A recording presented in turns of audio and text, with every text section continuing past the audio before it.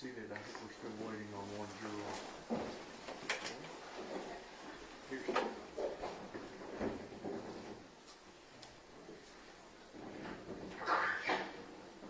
Good morning. We are ready to proceed, ladies and gentlemen. This witness has been previously sworn to testify truthfully. Who is this? Mr. Barrett. Ms. Reynaga, would you please introduce yourself to the jury and spell your first and last name for the court reporter? My name is Erica Reynaga, E-R-I-C-A-R-E-Y-N-A-G-A. And Ms. Reynaga, what do you do for a living? I am a forensic scientist with the Texas Department of Public Safety Crime Lab in Garland, Texas, in the Biology and DNA unit. And how long have you worked there at the Texas Department of Public Safety Crime Lab in Garland, Texas? It will be 8 years in June. And what type of work do you do there again? I am trained to examine evidence for biological materials, as well as the DNA analytical process and DNA interpretation. Within each of these areas, I can issue reports, document my findings, and testify when necessary. And what type of training and education did you have to qualify you for the job that you now hold? I have a Bachelor's of Science with a major in biology and a minor in chemistry from Bowling Green State University, and a Master's in Forensic Science from the University of Central Oklahoma. In addition to that, DPS does have a very extensive training program. It's modular based, so we will start with basic DPS and court proceedings, as well as the readings and our licensing exam that is required by the state of Texas. From there, we will move into our specific training field. I started with screening, and then we, as the years moved on, I added on to that with the analytical and interpretation processes. And with regard to your ability to do your job on an ongoing basis, do you have regular proficiency testing as well? Yes, we are required to proficiency test twice a year. Now, the lab itself, is that lab accredited by some organization? Yes, we are accredited by the American National Standards Institute National Accreditation Board to international and FBI standards. And are they also recognized accredited lab with the Texas Forensic Science Commission? Yes. Now, with regard to when a case comes into your lab, is that case given a specific number assigned to it to help track the evidence through the laboratory procedures? Yes. Can you explain how that takes place? Once the agency brings in the evidence to our evidence receiving section, they will enter they will open a case within our laboratory information management system, and it gets its own unique case number. So for our lab, the first three are letters, so GAR for Garland, because that is where the case originated within the DPS system. And then it will be the year and month, a 4-digit series, and then followed by that is the case for that year, just chronologically, how many cases we've gotten in the year. May I approach the witness, Your Honor? Yes, sir.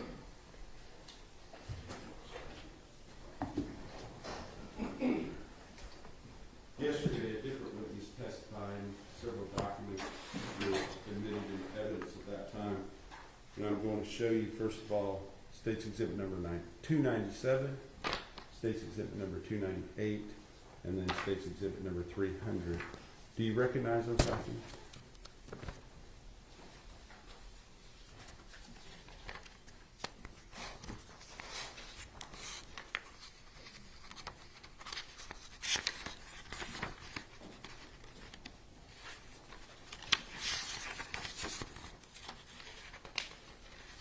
You don't have to look through every page, but just as far as looking at the outer document, does it appear to be associated with the same case that you're testifying today?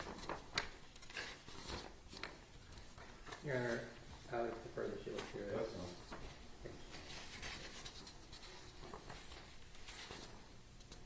all. Yes, these would be the submission forms that was submitted with the evidence, as well as the DNA mail screening and biology laboratory reports that were issued by Jacqueline Ferreira. Okay. And does it indicate on the date in which the case was submitted to the lab there?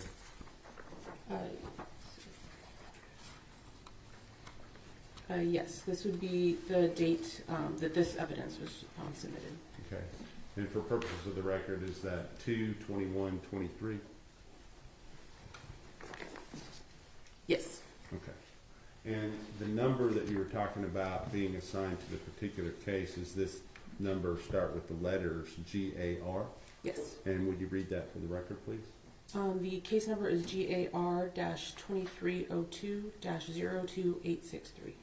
And would that number be associated with any lab reports or any work that is done on this case throughout the entire process? Yes. How do you make sure that that takes place when you work on a specific piece of evidence? So when an analyst gets the evidence to analyze it initially, they will look at the evidence and make sure that the case number, as well as any identifiers that are agency related, match what we have in our system with the submission form. As they work their case, they will also add our case number as well as their initials and date for when they worked the case. Any samples that are cut or collected will get its own unique item number, and our agency case number will be associated with that as well, and that's through the entire process. So for examination of the evidence, as well as the analytical process and the interpretation process. And so for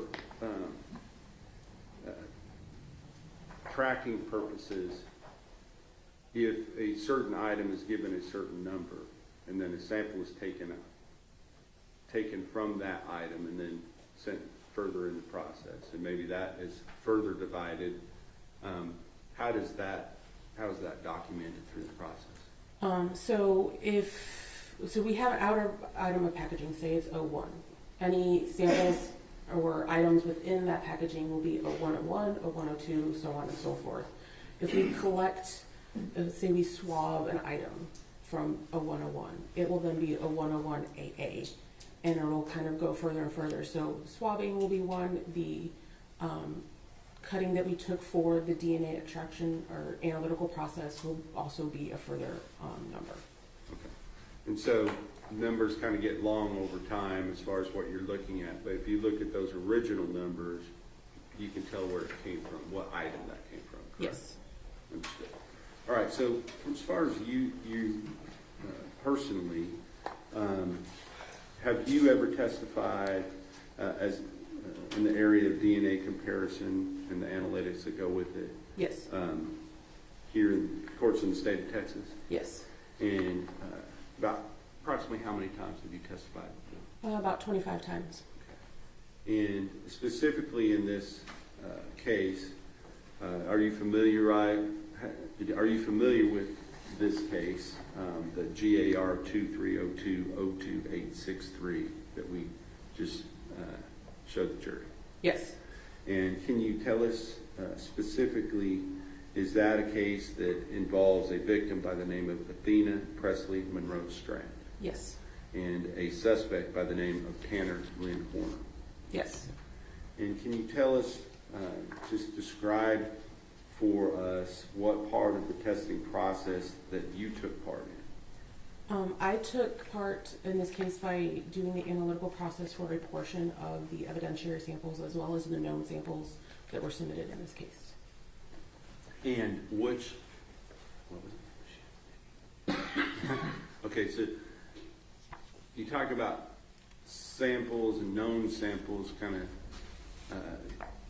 boil that down for us a little bit more so the jury kind of understands the difference between the two things. Yeah, so evidentiary will be any samples that we collected from the evidence that we received. Known samples are samples that came from an individual. We know exactly who it came from, so we can say that it's definitely their DNA on whatever that sample is. So it can be either a blood card or cheek swabs, which we call buccal swabs. All right. And did you have both of those things in this case? I mean, were both of those things submitted, I should say? Yes, we did have knowns from both individuals. And that would be from which individuals again? From Tanner Horner and Athena Strand. Okay. And just kind of walk through the analytical process that you handled, and describe which items that you handled and what you did with those items. To start, the analytical process is a 4-step process. It starts with extraction, and that's where we're going to add chemicals and heat to our samples to get any DNA off of those samples, break open the cells to release the DNA into solution. We're going to do several washes to purify it, so at the end we just have a purified liquid sample that is our DNA. And that goes through the rest of the process. In cases where there's, through our analysis, the screening portion, that first step, there's an indication that sebum may be present, we will do what's called a differential extraction. And that's where we will separate that one sample into 2 parts. One part that would contain sperm cells, and one part that could contain any other cellular types, so skin cells or blood. So that's the first step. The second step is quantification, and that's where we're going to see how much DNA is within that sample, and if possible, or not if possible, but if present, we can also detect if male DNA is within that sample. The third step is amplification, and that's where we're going to make millions of copies to better visualize our DNA profile on the last step. And then our fourth and final step is separation, and we're going to put the sample through an instrument that can separate out the DNA strand based on size, and it can give us a graphical representation of the profile. That profile is what is used for our interpretation process.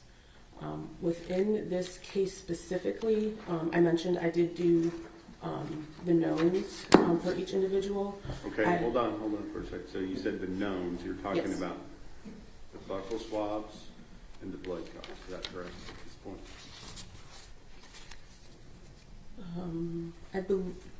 I believe it, yes.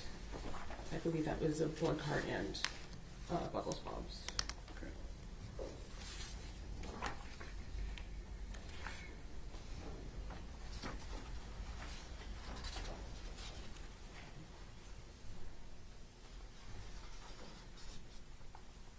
I'm not for sure on the blood card, but it was definitely buccal swabs from Tanner Horner. Okay. On the buccal swab from Tanner Horner, what did you do on that? It would have been that DNA, that 4-step analytical process. Okay. So if it would already have been put into some type of state for you to be able to do what you did, correct? Yes, it would have been cut by the analyst who did the first report. And who was that? That would have been Jacqueline Ferrer. Okay. And then once that tip of the swab was cut off, how about how much to cut? For buccal swabs, we will cut a half of a swab. Okay. And but if there were 4 taken originally, only one of the swabs was used to go forward. Is that correct? Yes, there would be 3.5 swabs left. All right. So any further testing needed to be done, those would be available. Yes. So with regard to your part on the buccal swab, kind of walk us, you did the, tell us kind of, I know that you described the 4-step process, but physically, what did you do, you know? So Jacqueline would have cut the sample and placed it into a labeled tube.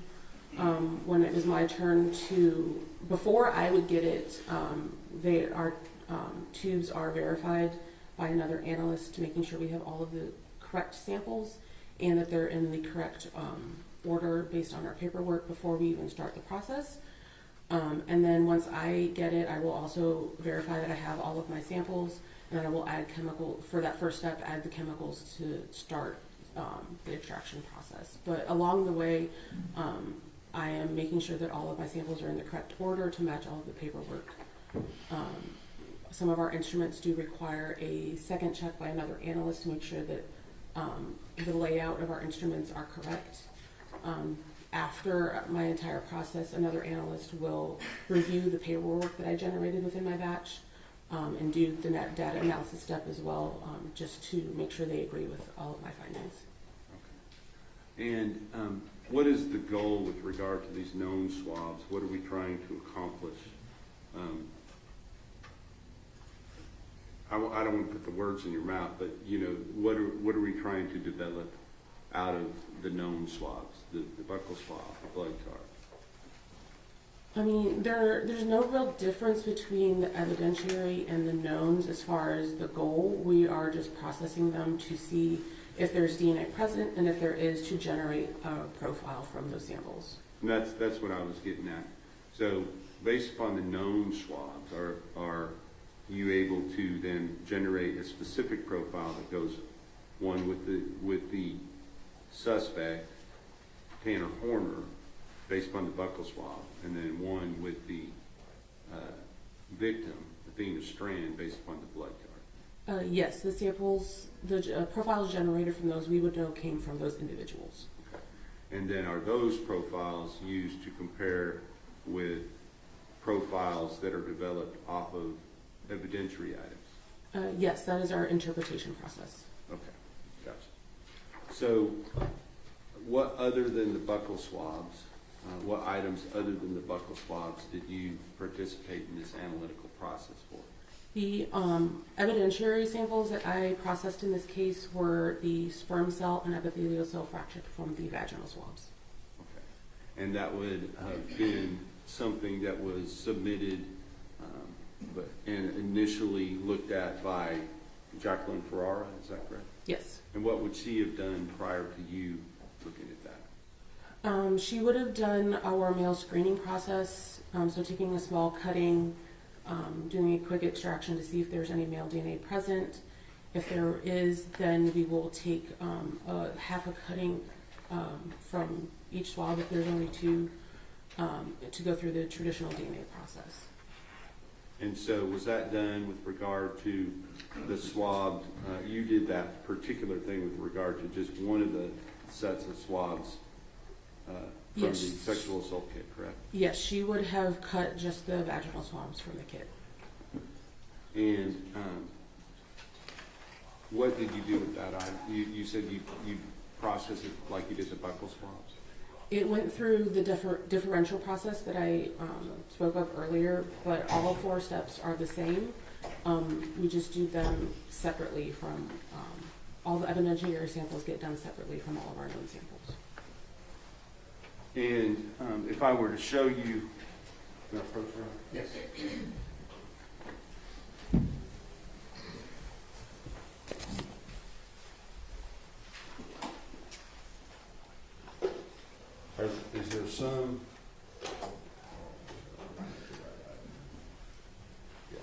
Is there some, markings on what has been admitted as State's Exhibit number 270, the same kit?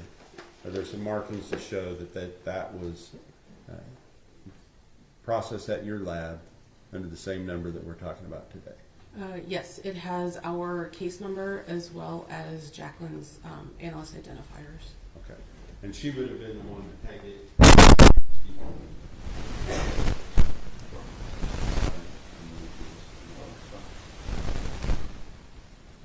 She would have been the one to take the swab out here and do the cutting before it happened. Yes. Thank you.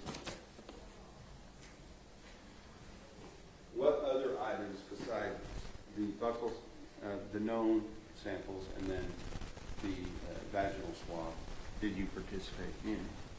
Those were the only items within this case that I did anything with. Okay. And with regard to the work that you did on this case, are there specific procedures and processes that you are familiar with that have to be followed during the work that you do? Yes, we do have a standard operating procedure for everything that we do. And did you follow those specific procedures and processes in this case for the items that you analyzed? Yes. Okay. And do you have any other work that you did on this case that you feel is relevant to the analytical processes on any of the other findings in this case? No. All right. That's the witness. Cross-examination. Good morning, Mr. Fernandez. Good morning. I think I went over the talk before. I think I just have maybe one question for you. And you're talking about you processed the vaginal swabs Did you process the rest of the sexual assault kit? Only the vaginal swabs went forward for DNA during the batch that I did. And you did not do any microscopic analysis for the presence of sperm? Correct. And that is required to confirm the presence of sperm? It is, yes, it's required to confirm. It is not a requirement for our processes. Right, not Yeah. for you to go ahead and process the DNA, but just to confirm that that is contains sperm and not epithelial cells or something else, you would have to look microscopically for the spermatozoa. Correct. That's what it's. Just to, can you explain the reason why you would have only looked at those particular swabs instead of all of the 6 swabs? So based on the male screening results from Jackie's analysis, she decided that those were the ones to send forward. At the time, we were only sending a few samples forward.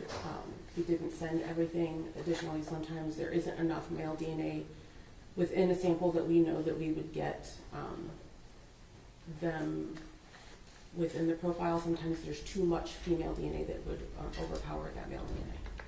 Understood. Thanks. Go ahead.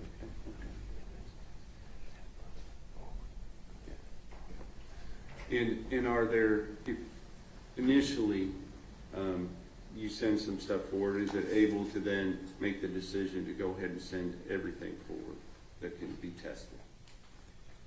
That is a process that we can do. That was just not something that we did in this case, and I'm not sure what her results were, if there was anything else that was eligible. Okay, understood. So you're not familiar with what other items would have gone forward, other than what you worked on? Correct. All right. Nothing further, Your Honor. So, you worked on the vaginal swab, that would have been for the April 19th report. Are you familiar with that report? The DNA report? Yes. I'm not sure which report that one would have gone. It would have probably been the first one. It would have been? Yeah. So the first report from Kristen Casoda on the vaginal swabs from Athena Strand, it states Exhibit 299. Has not been admitted yet, sorry. In that report, it's the probability of obtaining a mixture of profile in the DNA came from the victim and one unrelated unknown individuals 2 times. Sorry. I'll slow down. Your Honor, I'm going to object from, if he wants to admit the report at this point, that's fine, but object from reading for something outside of evidence that from a report that she did not issue. Well, let me start with that. That's a big enough question. Are you familiar with that report? If the vaginal swabs are on that, I would have done the analytical process for that report, but I did not write the report. Okay. Now you mentioned Ms. Ferrara's report. Sorry? Ms. Ferrara's report, Jackie's report? Yes. On the male screening. Yes. And on that report for the oral swabs, she did not detect the presence of male DNA. I'm not familiar with her report either. I just know what she sent forward for DNA, and that's what I processed. And initially in spring of 2023, that was only the vaginal swab. Correct. That's what she asked. Mr. Barrett. Just one thing. Is there a difference between the finding of inconclusive and the finding of excluded? You understand what I'm saying? If it says that the detection of male DNA on the item was inconclusive, is that the same as saying there was no male DNA? For what type of report? Well, may I approach you? Yes. Just.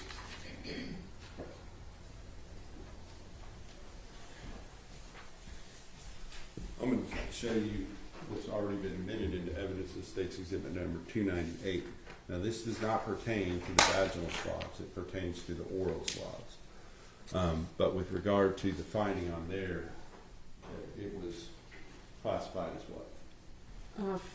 This is for the DNA male screening laboratory report. The oral swabs, the detection of male DNA on this item was inconclusive, utilizing the Plexer HY quantification kit due to the low male quantification value.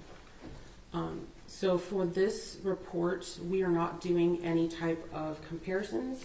So we are not making an inclusion or exclusionary statement. This is based strictly on the quantification results from that male screening process. So this indicates that male DNA was detected, but based on that quantification value, it was not eligible to send forward for our traditional DNA process. Thank you. No further questions, Your Honor. Mr. Governor?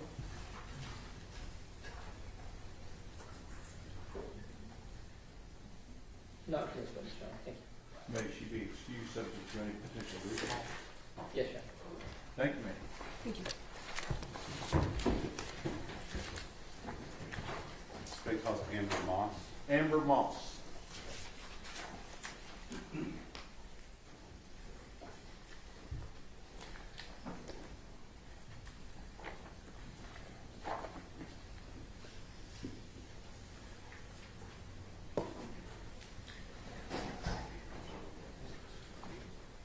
Come here, please, ma'am.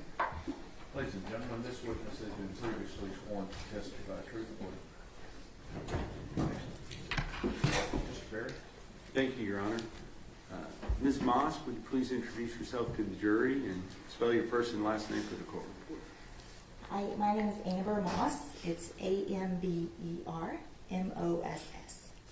And Ms. Moss, what do you do for a living? I am a DNA Section Supervisor 1 at the Texas Department of Public Safety Crime Lab in Garland. And so you're a section supervisor. What does that mean? So what that means is that I manage a team of analysts, and I triage cases that are assigned to my team. I'm also still qualified as an analyst, so those duties include examining evidence for the presence of biological fluids, cutting samples and preparing them for the DNA testing, then actually performing the DNA testing itself for either our autosomal testing or our YSTR testing, performing the DNA interpretation, the YSTR interpretation, and then also performing technical and administrative reviews, and then testifying in court if necessary. With regard to your participation in the case that we're here today on, are you familiar with the Garland Lab number 2302-02863? Yes, And is that the case where the suspect is Tanner Lynn Horner and the victim is Athena Presley Monroe Strand? yes. Now, as far as your personal background, what type of education did you have? I have a Bachelor of Science degree from Texas A&M University at Commerce, and I also have taken postgraduate classes in population statistics and molecular biology from the University of Texas at Dallas. And how long have you been working as a forensic analyst? I've been qualified as an analyst since January 2000. Okay. So approximately 26 years, Yes. correct? So with regard to the process or your involvement in this case, was it actually as an analyst, or kind of describe what your part was in this particular case? So for this case, I was not an analyst involved in the case, but as the DNA section supervisor, my team handles capital murder cases. And so what that means is that when the cases are received, I will contact the agency to clear up any questions that we might have, determine whether it's going to be a death penalty case or not. And then I communicate with them to determine if we have any questions about what items to test and moving forward with our testing. And are there specific guidelines from the Texas Forensic Science Commission related to death penalty cases that you're required to make sure get followed? Yes. Okay. DPS has a policy in place that if a case is determined to be a death penalty case, then we will communicate with the attorneys on that case and determine what items will be tested. If items will be depleted, we will let them know that. And then sometimes in some of those cases, those depleted items are processed a little bit differently. And that's kind of where I was going with that. Let's talk about you. You have some type of special licensing or to do your job, or is it just through the lab that you're accredited? No, as an analyst, I'm licensed by the Texas Forensic Science Commission. Okay. And is the lab also accredited by that same organization? The lab is accredited by the commission, but we're also accredited by an American National Standards Institute National Accreditation Board. And is that sometimes referred to as ANAB? Yes, Okay. Or ANAB? yes. With regard to that, those specific rules for death penalty cases, if it becomes apparent that there is an item that would be depleted, well, first, let's talk about what depleted means. Would you explain the concept of something being depleted? So for us, when we say that an item will be depleted, it means that either the swab that was used to collect cells, or a blood stain, or a stain on an item of clothing, for instance, we would need to use that entire thing, that entire item, either the swab or the stain itself, in order to perform the DNA testing in hopes that we get a complete DNA profile. And if it becomes apparent to you along the process that certain items would be depleted, you said that you contact somebody about that, is that right? Yes, we do. For capital murder cases, we do. And who would that be? So it depends on each case, honestly. So a lot of times the submitting agency, so like the local police department, is our agency contact, and they are relaying the information to the attorneys. But for a lot of the cases, the attorneys are involved early on in the process, since it is a capital murder case usually. And so a lot of times we're relaying that information to them as well. And I'm going to just ask you, you talk pretty fast. Sorry. The judge reminded somebody we were not in Dallas, so yeah, the other day. So just kind of slow yourself down slightly. With regard to that process, you communicate the fact that something is going to be depleted. Is there some requirements for further testing if it is determined that something is going to be depleted? So our policy, we're required to let the agency know or the attorneys know, and then at that point, they can discuss and determine whether they give us permission to actually deplete that sample, and we perform the testing on that, or if we end up not testing it at all, or sometimes if those samples would go to a different lab to be tested. And in this particular case, you're familiar with Jacqueline Ferrara, or formerly Jacqueline Winston. Yes. And she did some of the initial screening in this particular case, is that right? Yes, she did. And then we just heard from Erica Reynaga, and she did some follow-up analytical work related to that initial screening. Yes. But after that point was done, had there been a number of items that were identified that would potentially be depleted by further testing? Yes. Since Jacqueline was the biology analyst, she was the one who examined the evidence itself and was the one who determined these certain set of samples would need to be depleted going forward for DNA testing. So at that point, she made a list of those samples, and we relayed that information to our contact information, or to our contact for the case, and I believe the district attorney's office at the same time, and I'm not sure if the defense was notified at that same time or not. Was a decision made that before we went further and did any further testing on anything, that we needed to get some type of court approval to move forward with the depletion items to determine what lab that should take place at, whether it was your lab or a different lab? Right, so actually part of the DPS policy for death penalty cases is that we will examine the items of evidence for the presence of biological fluids, collect those samples, but we will not move forward with any DNA testing until we have a court order, whether that is in regards to the depletion samples or samples that will not be depleted.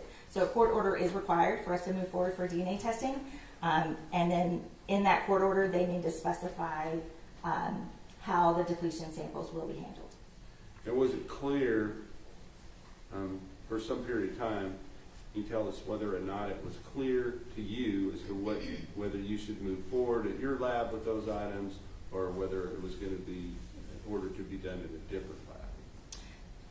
There was conversation in this case about, and there was some time where it was being decided where those depletion samples would be tested, whether it initially it was offered like we would test all the samples at the DPS lab, but there were certain conversations that then it was going to be that set of samples, the depletion samples would be tested at a different lab.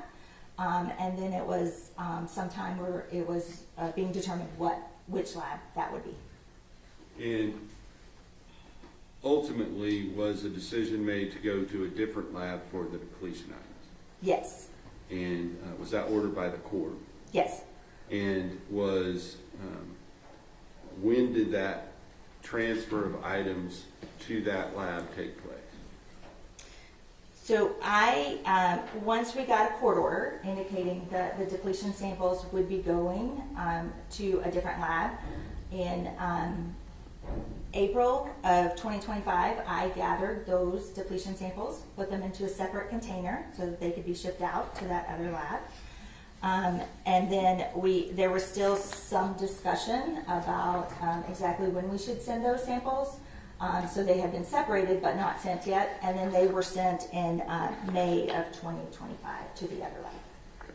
So, already in evidence, we have State's Exhibit number 298, which is the DNA male screening laboratory report.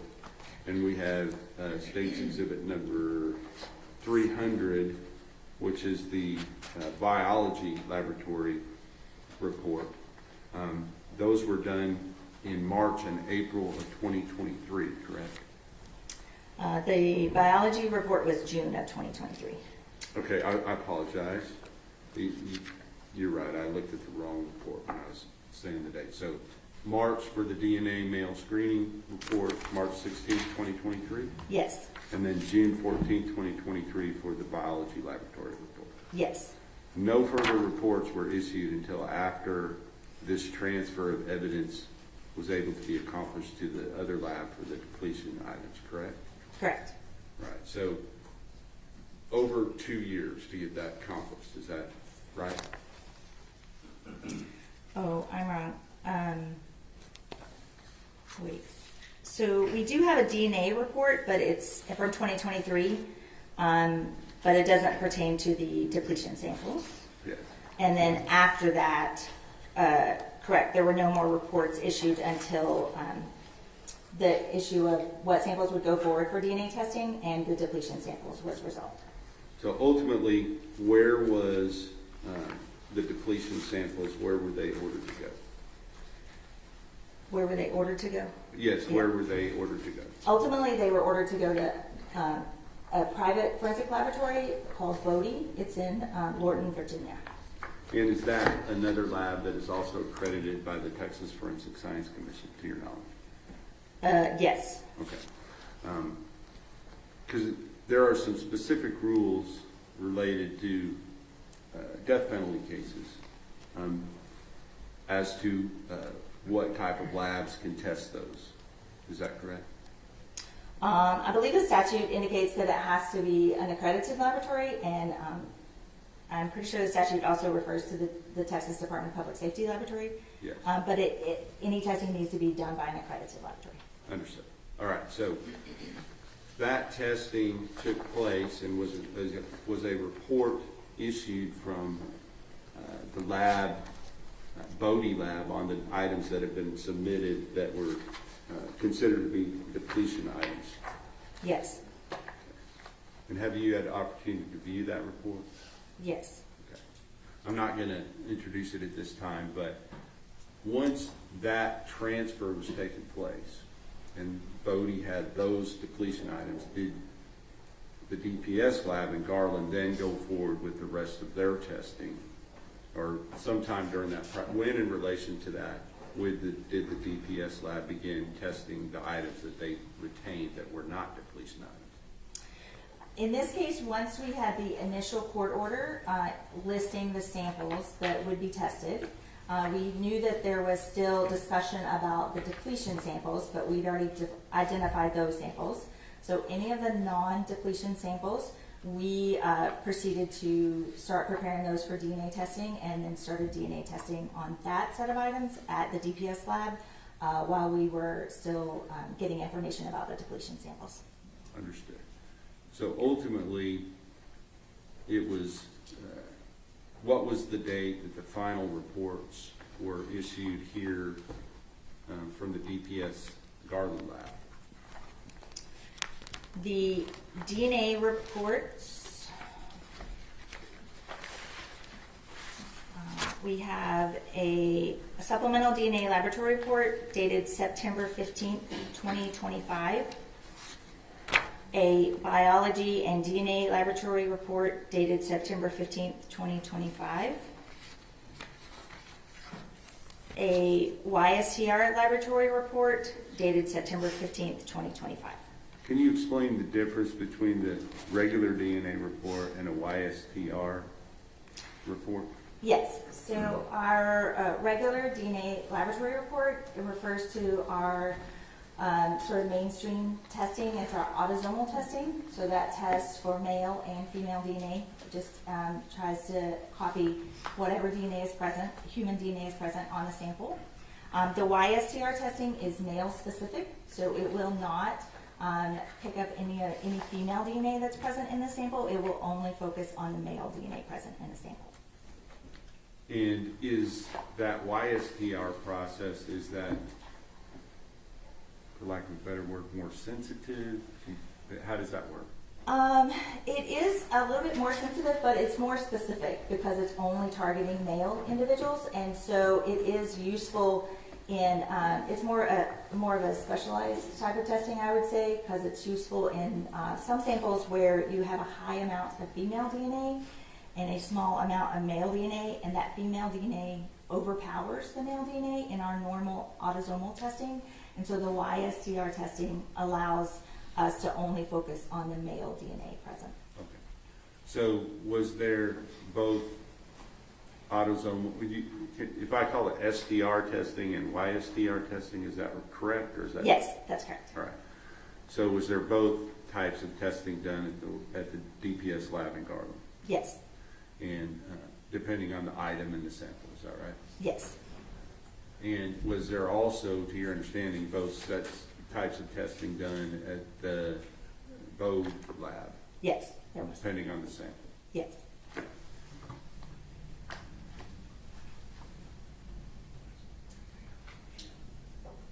Do you have anything? Oh, I think you actually did do one other thing on this case with regard to preparing some type of samples for one of the other analysts before they looked at them.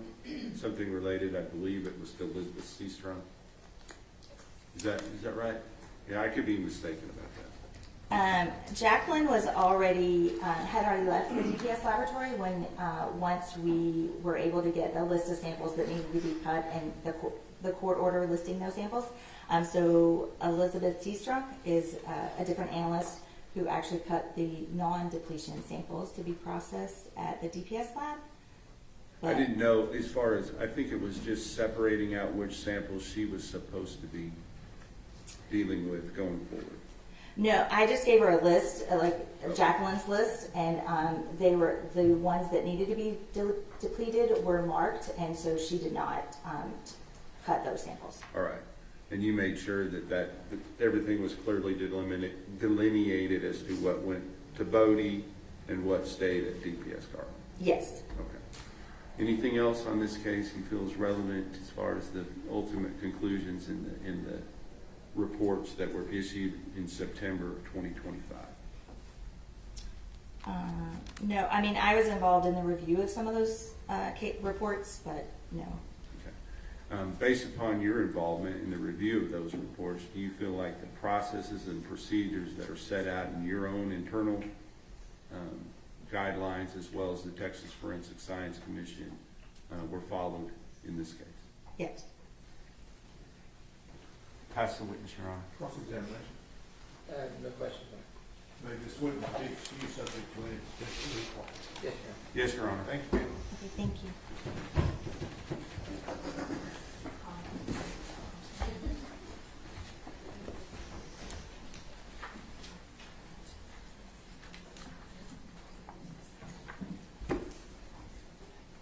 State calls Elizabeth Seastrunk, Your Honor. Okay, Elizabeth Seastrunk.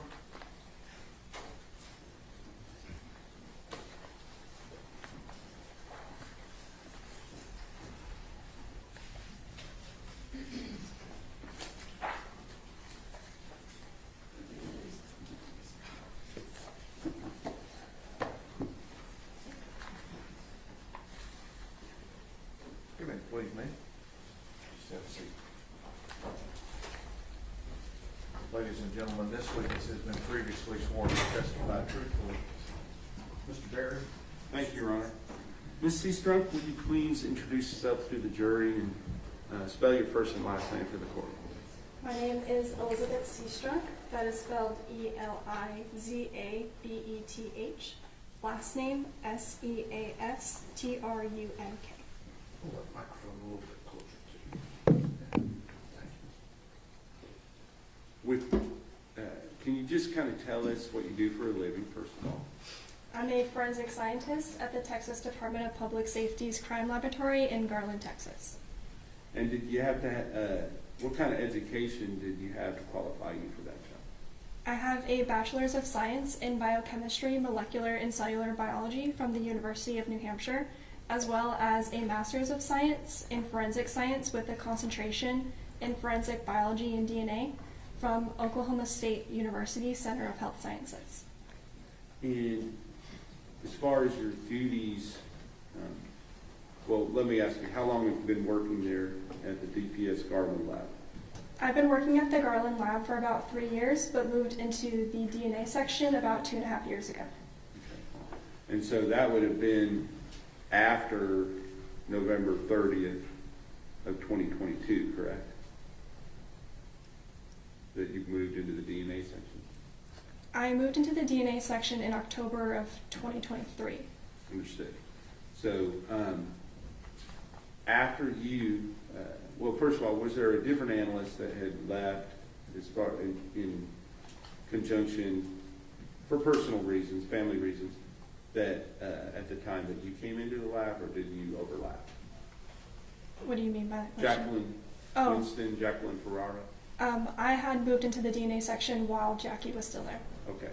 And so, but after she left, were you asked to do some work on the case where the suspect is Tanner Lynn Horner, the victim is Athena Strand, and that has a specific Garland case number GAR 2302-02863. May I refer to my notes? Yes, ma'am.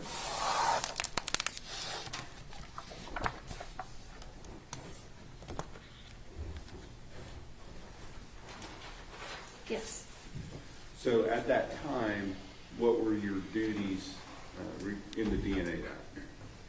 I'm trained and qualified in serological testing, so that includes testing evidence items for the presence of blood or any potential semen stains. I also collect trace evidence. I prepare samples for DNA analysis. I also write reports. I will review other biology analyst reports and testify in court when needed. And were you asked to process certain samples related to this case as part of your duties? Yes. Now let's talk about your sort of training and background to be able to do those things. Can you just briefly kind of give us a synopsis of that? At DPS, we go through a modular-based training program that includes lectures and readings, as well as us observing a qualified analyst. There's also a period of supervised and independent practices. There's a competency exam as well as written exams. There's a comprehensive oral examination and a mock trial as well. And we go through a period of supervised casework before we are authorized to perform independently. And has all that been completed by the time you were working on this case? Yes. Now, can you tell me a little bit about the specific samples that you were asked to deal with in this case? I was asked to deal with the samples that Jackie had previously cut out from the physical evidence items, or she had taken swabbings of those items. And there was a coin envelope that contained all of those samples, as well as the swabs that the agency had submitted that Jackie had previously tested and retained as well. And then what was your duties related to those items? I had prepared those samples for DNA, so I had cut my own portion of the stain into a label tube. And for the swabs, I had cut the entire cotton head portion off of the swab head and placed that into a label tube as well. And when you talk about a stain, what are you talking about?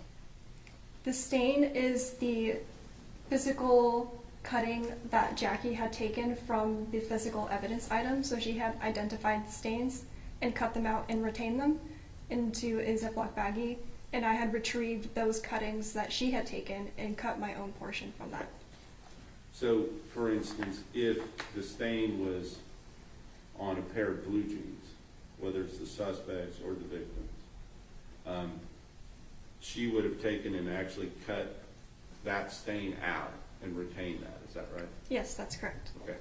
And then you came behind her and you cut out a smaller portion of that to send forward for the testing. That's correct. Okay. Okay, what else?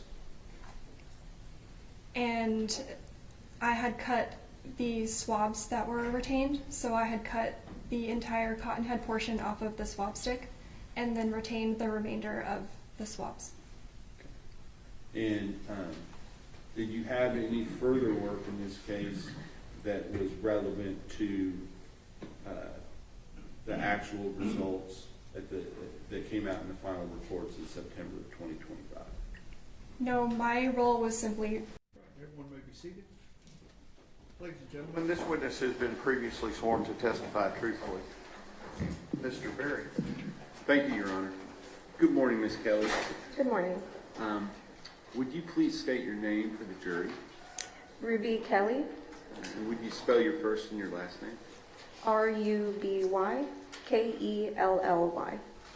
And what do you do for a living, Ms. Kelly? I am a forensic scientist in the DNA section And where specifically? at the Texas Department of Public Safety Crime Lab in Garland. And how long have you been doing that? About 6.5 years. And what type of background and education did you have to, first of all, be hired to do that job?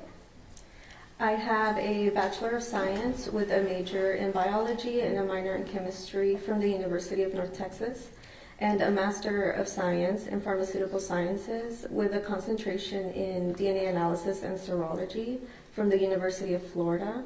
And I also have a license through the Texas Forensic Science Commission.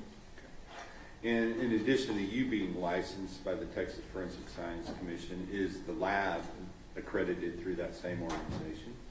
It is, yes. As well as ANAB? Correct. Okay. Now, since you've come on, once you were hired there, what have been your duties since you've been there? My job duties include screening evidence for the presence of biological fluids like blood or semen, performing laboratory procedures for DNA analysis, making interpretations and comparisons of known evidentiary profiles to known reference samples, preparing reports of my findings, and testifying in court. May I approach, Your Honor? Yes, sir.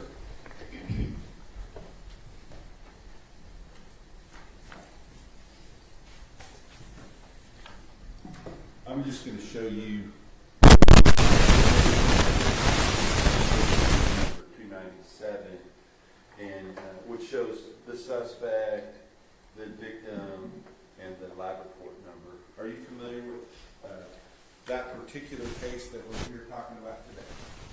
Yes, I am. Okay.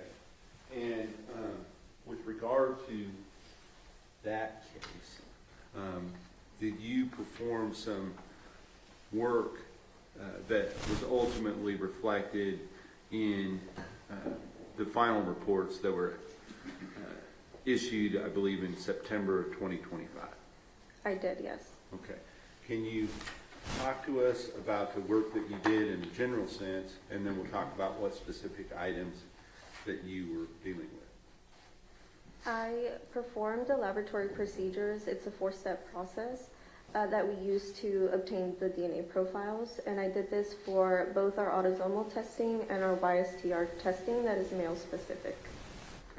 And autosomal, is that sometimes also referred to as STR testing?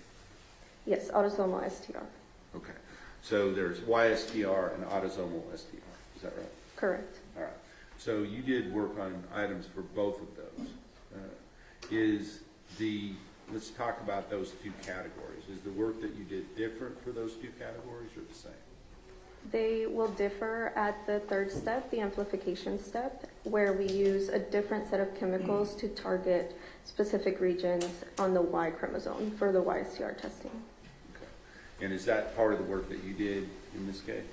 It is, yes. Okay. So let's talk about the different items that you dealt with in this case. I believe you have the lab submission form there in front of you. If you need to refer to that, you can. Does that match your records as far as the items that were submitted to be tested?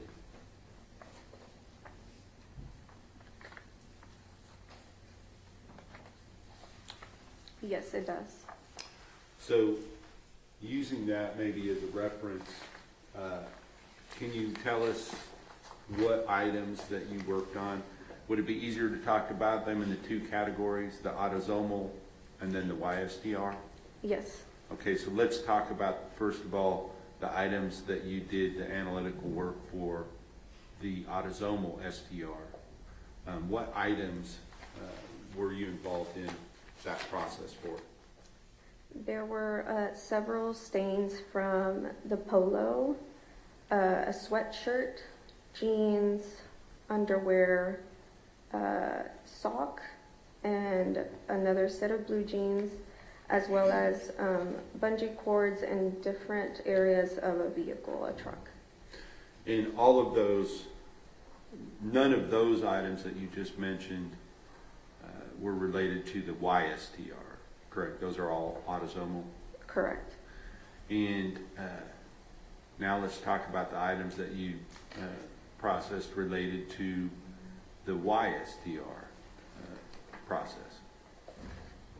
Those would have been the vaginal swabs, anal swabs, oral swabs from the sexual assault kit, and then the known sample from the suspect. And were you involved in the process before or after the police had already been separated out? That would have been after. I would have come in afterwards. So you didn't deal with any of the items that were sent to Bode Lab or Bode, correct?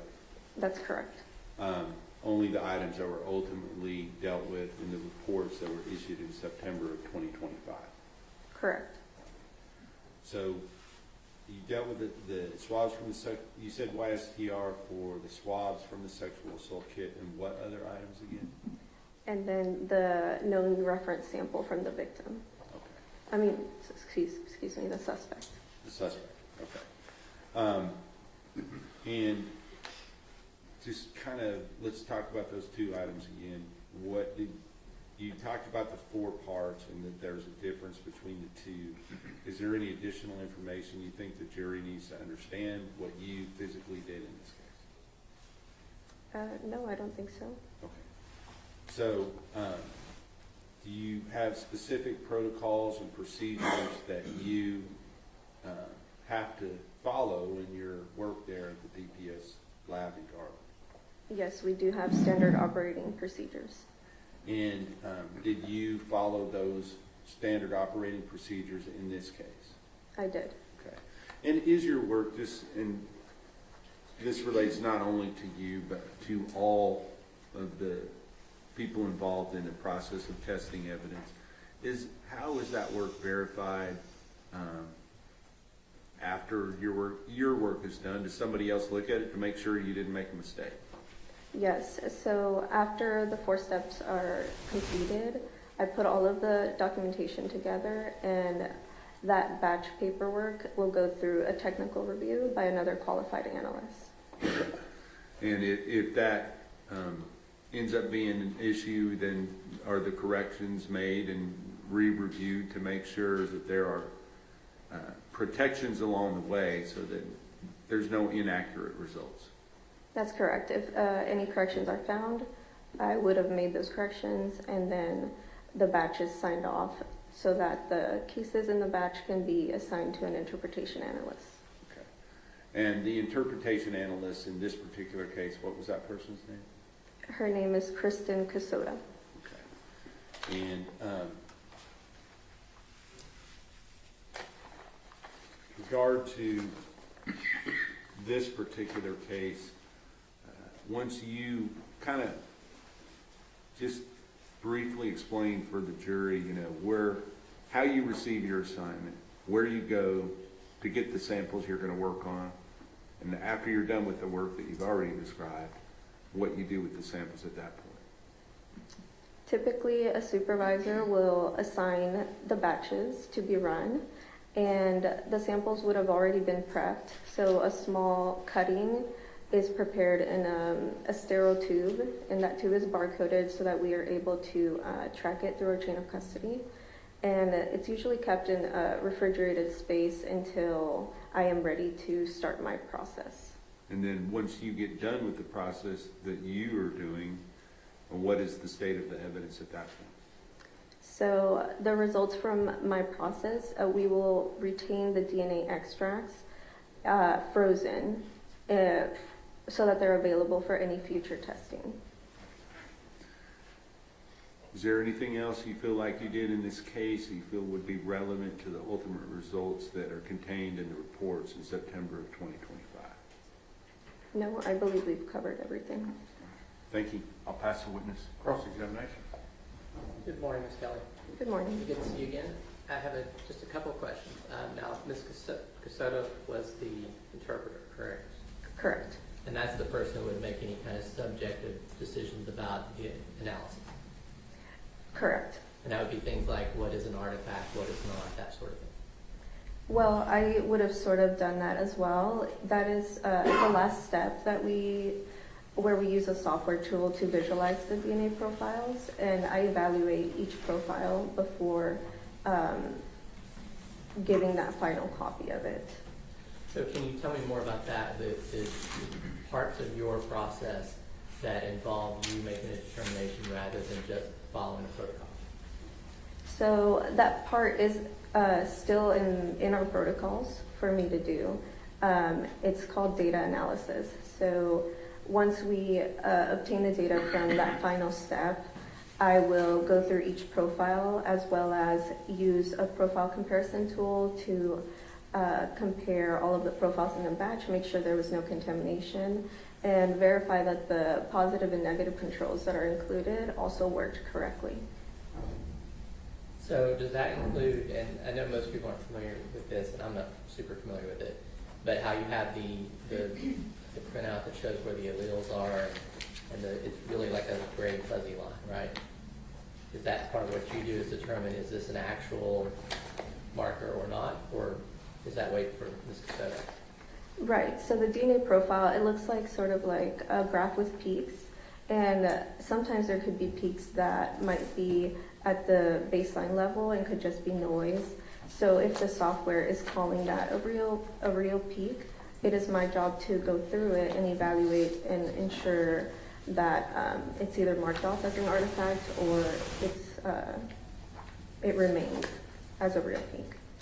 Yeah, so that's not just left up to like the computer. There's actually a human being that is involved in interpreting DNA. That's correct. That's what he's right. With regard to that, is there other human beings that are involved in checking those results and making sure that they are accurate through that process, both technically and subjectively? Yes, that's correct. So the technical reviewer who would have reviewed my batch paperwork is doing the same thing I am doing, as well as Kristen later on in the interpretation process would have also looked at each profile separately. Thank you. No further questions? Mr. Governor? And that would be kind of where it would end, is with Kristen and whoever's doing her reviews. Correct. After Kristen is finished with her report, we also have another set of technical review and another administrative review before that report is issued out. Pastor. Nothing further, Your Honor. May she be excused subject to any potential recall? Yes, Your Honor. Thank you, ma'am. Thank you.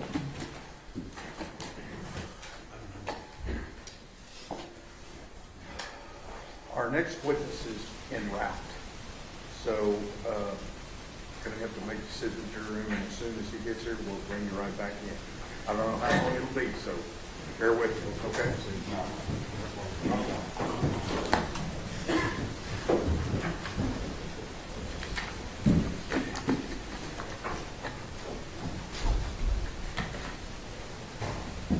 I'm sorry.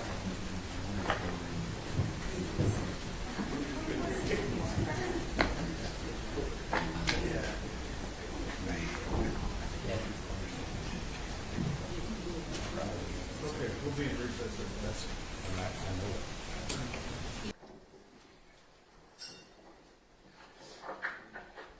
All right, everyone may be seated. This witness has been previously sworn to testify truthfully. Mr. Barrett. Thank you, Your Honor. Mr. Becker, would you please introduce yourself to the jury by telling them your name? Yes. My name is James Becker. And feel free to talk to them. You know, I'm going to ask you the questions, but they're the ones that need to hear your answers.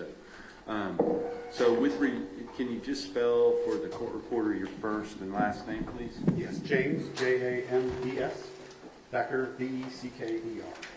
And if somebody would refer to Jim Becker, would that be you as well? Yes. Okay.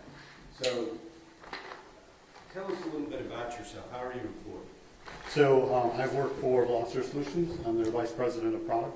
Can you spell that? Spell your... Velocity. Veloster, yes. Veloster, Velocitor. Solutions, Solutions. And when we're here in court, it's difficult for me and everybody else, especially witnesses, to kind of make themselves slow down a little bit and talk, because the court reporter's taking down everything that you say, and we can't talk over each other. So we just kind of focus a little bit on doing that as we go through this process. Is that all right? Yes, sir. All right, thank you, sir. Now, with regard to Velocitor Solutions, what do you do for that company? So I am the Vice President of Product. So I guide our product strategy, including our software, which would be mobile applications and our web platform, and then hardware integrations to go alongside that. All right. And tell us, how long have you been working for this particular company? I've been with Veloster Solutions for 15 years. And were you there at the beginning of this company, or were you hired by this company after it was already? I was hired by the company after. Okay. And so, since you've been employed there, has the company grown both in scope and also the different things that they do? Yes, sir. Yes, we've grown in scope from our products to the hardware we work with to the employees we have and customer base. And talk a little bit about that. Talk about the company itself, kind of what are the different things you do, and how many people work for you, that sort of thing. Yes, sir. So Veloster Solutions is a mobile software company. We develop mobile applications for customers with a mobile workforce. The company's been in business for 26 years. We have our main product is VTrack, which is our fleet management driver safety platform. We also have another product, Field Services, which is our mobile field software for, could be delivery, sales, or service in the field. And then we have some other minor product lines to go along with that. And as part of the software that you offer to these fleets for mobile tracking, do you also, is part of what you offer to them, cameras that go along and utilize the software that you're talking about? Yes, sir. In addition to just being a standard type camera, are these something, what do you call the camera, the actual device that you use in the vehicle? So it can be referred to as a dash camera. In this program for FedEx, it's a VEDR, Video Event Data Recorder. Okay. So if I call it a dash cam or a better, it's the same thing in your mind? Yes, sir. Does that do more than just record video? So the device is designed to start recording, turn on when the vehicle is turned on. It will record forward-facing video and driver-facing video. The onboard device will have a storage card. In this case, the device has a storage card that was capable of storing 40 hours of video, and then it will overwrite sequentially. The device sends up GPS breadcrumb with a cellular radio that's embedded inside of it. Okay, so you're going to have to slow down there just a little bit. Okay, so let's talk about what you mean by GPS breadcrumb. Yes, sir. So it's the latitude and longitude of the device. So it has a GPS radio and antennas that'll connect to GPS satellites to determine its location, along with a cellular radio to communicate that data via the cellular networks to our cloud. Okay, so embedded within the camera, you said there's a cellular device that communicates with the cellular network. Is that correct? Yes, sir. Right. And because those breadcrumbs, why do you think they call them breadcrumbs? Or do you know? I don't know that I could answer that question. But if I mean, it's from the tail of dropping breadcrumbs to find your way back. So does it create a trail that you can then follow to determine somebody's movements later? Section leading your arm. Go ahead and finish the question, and then don't lead your Well, witness. I'll rephrase. You said from the story about dropping breadcrumbs, what was the purpose of dropping the breadcrumbs? so you can retrace your steps. Right. And does the breadcrumbs that you're talking about allow you to do that? Yes, sir. Okay. So does it also have certain things that you potentially call events? Yes, sir. And can you explain what you mean by events? Yes, the device contains an accelerometer, which will detect G-force for events such as hard brake, hard turn, hard acceleration that are set at a threshold. Those events will be set up to our platform, and then we request the video footage from the camera at that time to be able to show what happened during those events and track additional behaviors that we note during those events. There's also a panic button for the driver to press, which would be a panic event to our system. What would you call a panic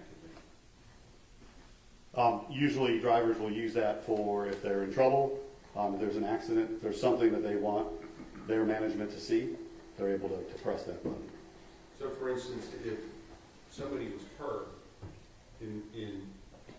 like if a person had run into somebody, would they be able to press that button and notify management that this had happened and somebody needed to respond based upon it? Yes, sir, that's the intent. The platform allows companies or users to set up notifications via email and SMS text based on events. So one of those events that they can use for notifications is panic, and they would be notified in near real time that the event occurred and be able to see the video footage from that.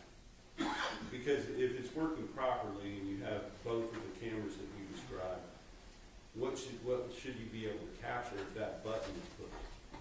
Well, what we send as footage, or what we request from the camera footage when a panic alarm is pushed, is 30 seconds prior to the button being pressed to the point the button is being pressed.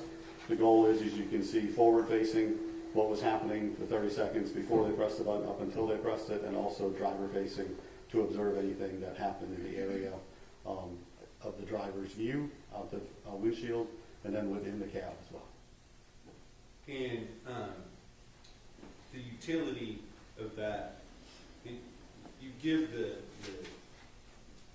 all those possibilities of what can be used from your software. Do all potential users of that software and camera equipment, do they take advantage of all those opportunities? No, sir. Okay. Let me ask you specifically about your relationship with some of the clients that you, I don't know if you call them clients or customers, but the people that you sell your equipment to and you sell your software to.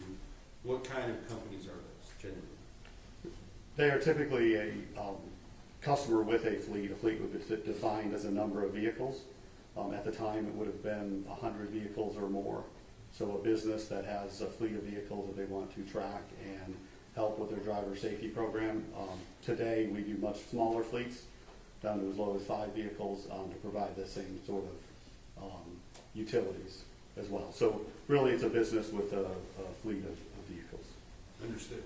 So, did you have you're a vendor, or I don't know if you're a vendor, I keep using that word, but you, are the company that produces the camera equipment and the software. Are there other companies that do that same thing? Yes, sir. Okay. Not maybe exactly the same way, but same type of thing. Similar to industry, yes. Yeah, okay. And so within your customer base, do you have some larger companies such as FedEx? Yes, sir.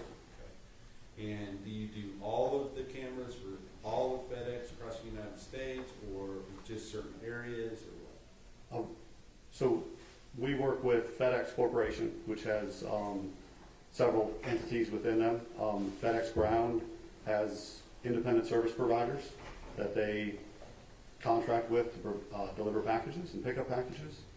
As part of this program, we are one of several vendors chosen that comply with the program that FedEx has aligned with on what events we would send and what data we would provide to FedEx along with that. And FedEx Express, we also provide cameras to, but again, not the sole provider. So within the FedEx company, you said they have a different name for what we would call the dash cam, and that was VEDR, is that right? Yes, sir. VEDR. And what does the VEDR stand for again? Video Event Data Recorder. Okay. So within the FedEx company, have they established some protocols that their subcontractors would have to have these type of equipment within their vehicle in order to be a subcontractor for FedEx? Yes, sir. And are you familiar with a company by the name of Big Topspin? Yes, sir. And also Southern Star? Yes, sir. Okay. And what were those companies in relation to FedEx brand? They were independent service providers. Okay. And you call them within your industry ISPs, correct? Yes, sir. That's not internet related, it's independent service providers. Yes, sir. So both FedEx and Southern Star were ISPs, is that right? No, sir. No, okay. Not FedEx, but thank you for correcting me. Both Big Topspin and Southern Star were ISPs related to FedEx Ground. Is that Yes, right? sir. All right. Did you have these video event data recorders in the different vehicles for both of those two ISPs? Yes, sir. Okay. And the specific location of the FedEx ground facility that you were working with in this particular case, not address-wise, but general area, do you know where that is located at? I don't. Okay. But in the area, was it here in Texas? Yes, sir. Versus where you're from? Yes, sir. And where are you from? Charlotte, North Carolina. And is that where your company is based? Yes, that is our headquarters. Now, with regard to these ISPs, once those routes are assigned to whatever ISP that they have through FedEx, are they essentially independent from FedEx as far as who oversees their drivers and their vehicles? Objection, Your Honor, I'm not sure this is within the scope of his knowledge. I'll let him answer it if you know. I would say it's my understanding that the management of those routes is the independent service provider, whether it's the owner or a business manager under their staff. Now, under your contractual relationships with these ISPs, who owns the camera? The ISP. Okay. And as far as the data that is downloaded onto that camera, same is true, is that right? The actual, I believe, per contractual with FedEx, the breadcrumb data is owned by FedEx, but the video footage is owned by the ISP. Gotcha. So with regard to that, the driver doesn't have any ownership interest over any of that, correct? No, sir. All right. They're the ones that are, the data is being recorded based upon what they're doing with the vehicle at the time, is that right? Yes, sir. Okay. So, I want to talk to you about the specific date of, I believe in your case, it would be December the 1st of 2022. Do you remember that date? Yes, sir. Why is it that you remember that particular date? I was in a meeting, and our customer support manager came into the meeting and asked for my assistance because they had a law enforcement call and they were not sure how to handle it. So tell us what you did next. I went to our customer support center, to the agent that was taking the phone call. They briefed me on what was happening, that there had been an abduction, and that there was video footage, and that they had, I believe it was an FBI agent on the line. Okay. Now, before we go in any further down through what happened next, I want to ask you, are you familiar with the product, the V-Track product, and how it works? Yes, sir. Okay. And let's talk about that for a moment. What kind of information, just from the video itself, if you're watching a video off of one of these recorders, what kind of information would be available to you other than just what you're seeing on what's being videoed? What kind of things are you going to be able to see? So the video includes an overlay that contains the serial number of the camera. It will include a timestamp in UTC or GMT time. It will include the speed of the vehicle and then the GPS coordinates as they're updated through that video footage. And so, as you're watching the video, will you see the speed change based upon what the driver is doing? Yes, sir. What else would be changing as it's going on? The time will change as it goes on, and also the GPS coordinates. Okay. And with regard to the time, is that time in a specific time zone? It is in UTC or GMT. They're the same. All right, so just for purposes of the record, is UTC universal? Coordinated universal time. Coordinated universal time. Yes, sir. All right. And then GMT, what is GMT? Greenwich Mean Time? And are those the same? Yes, sir. Okay. And with regard to that time of year, specifically, late November, early December of 2022, what would be the difference in time between UTC time and the time here in Texas, in Central Standard Time? So here will be 6 hours prior to UTC time. Okay. And the way that that's noted often is like UTC -6, is that right? Yes, sir. Okay. So if UTC time showed 23 or 11 p.m., you would have to back that up. You subtract 6 hours from that, and that would be 17, which Yes, would be what time? 5 p.m., sir. 5 p.m. Okay. So, just so that it's understood that what you're watching, the time's not going to be exactly the same as it is here, but the reason is because of what? The reason UTC time is used is it doesn't change. We don't have the daylight savings time. You don't have time zones that a vehicle could cross. So that way it's a coordinated time that can be seen through footage. And based upon your knowledge of the software, if you're able to examine specific camera, specific downloaded storage device from that camera, are you able to tell whether or not you believe that is operating correctly and capturing the time correctly based upon the event data and everything else that goes into the video event data recorder other than just the video itself? We would use additional items on our platform where we have the owner's time zone, which helps us determine that offset from UTC time.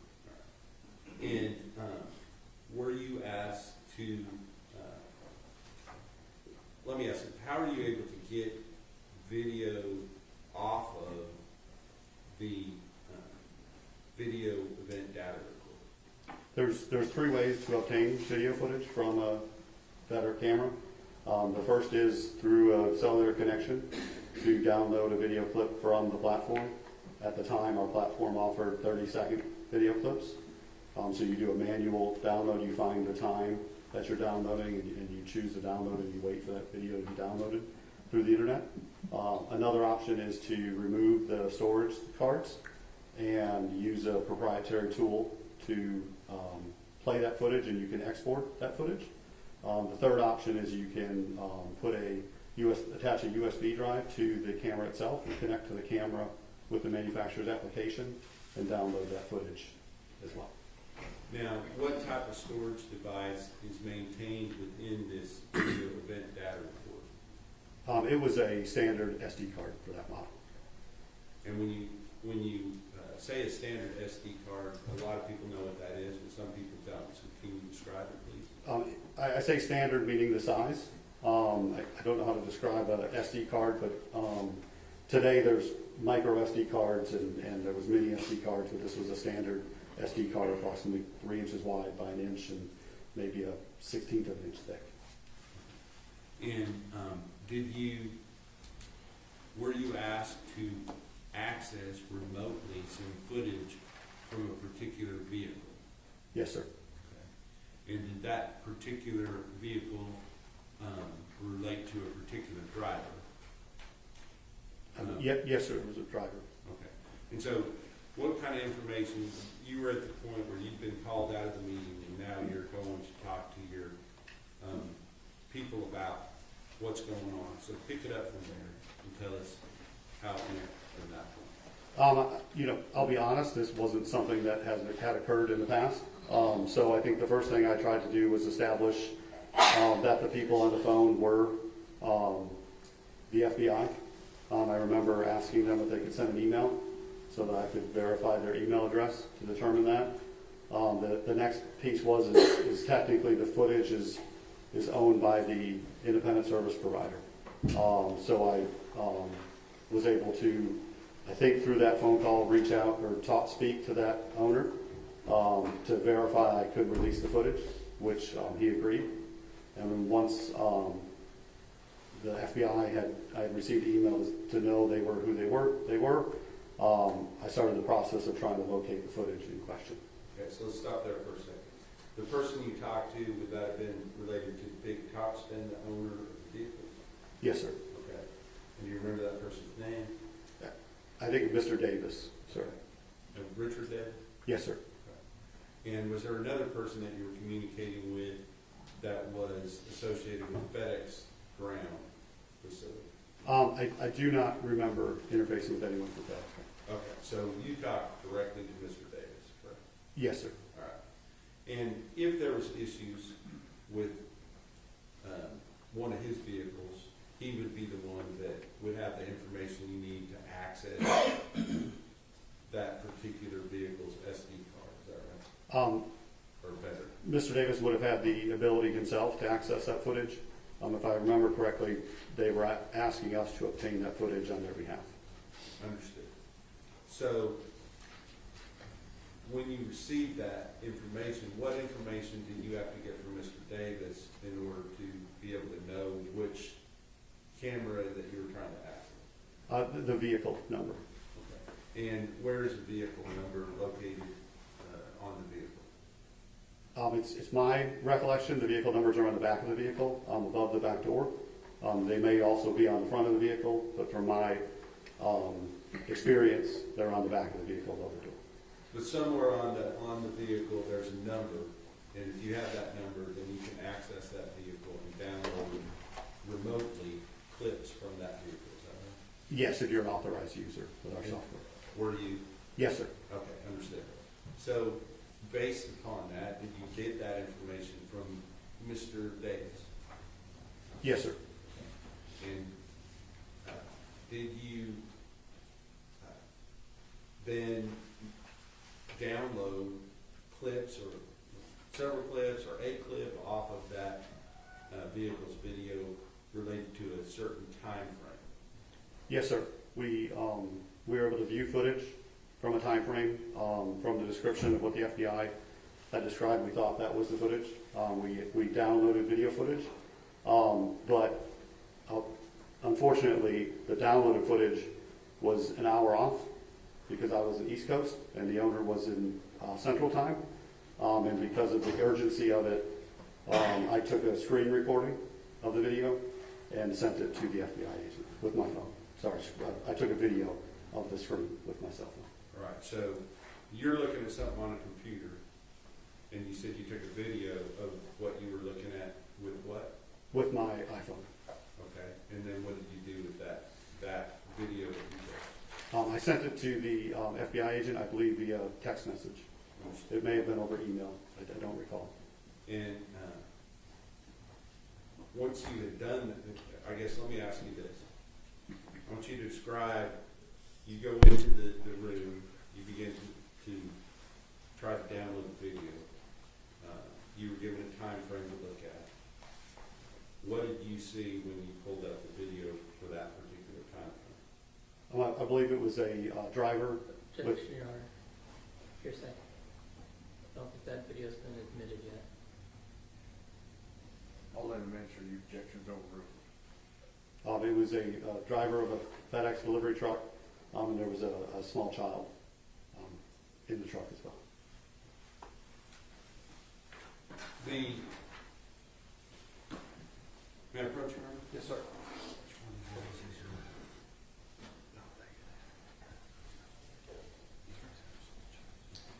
All right, so based upon that, what you saw, kind of what's going through your mind at that point? I don't recall. I mean, I think panic, to be honest. That's why I was having trouble downloading the actual footage, and the urgency from the FBI agent on the phone for them to be able to see what I was seeing. And is this, what date, if you remember, is this taking place on? I believe this happened on December 1st. So this would be Thursday, December 1st, one day after Wednesday, November 30th, 2022, is that right? Yes, sir. Okay.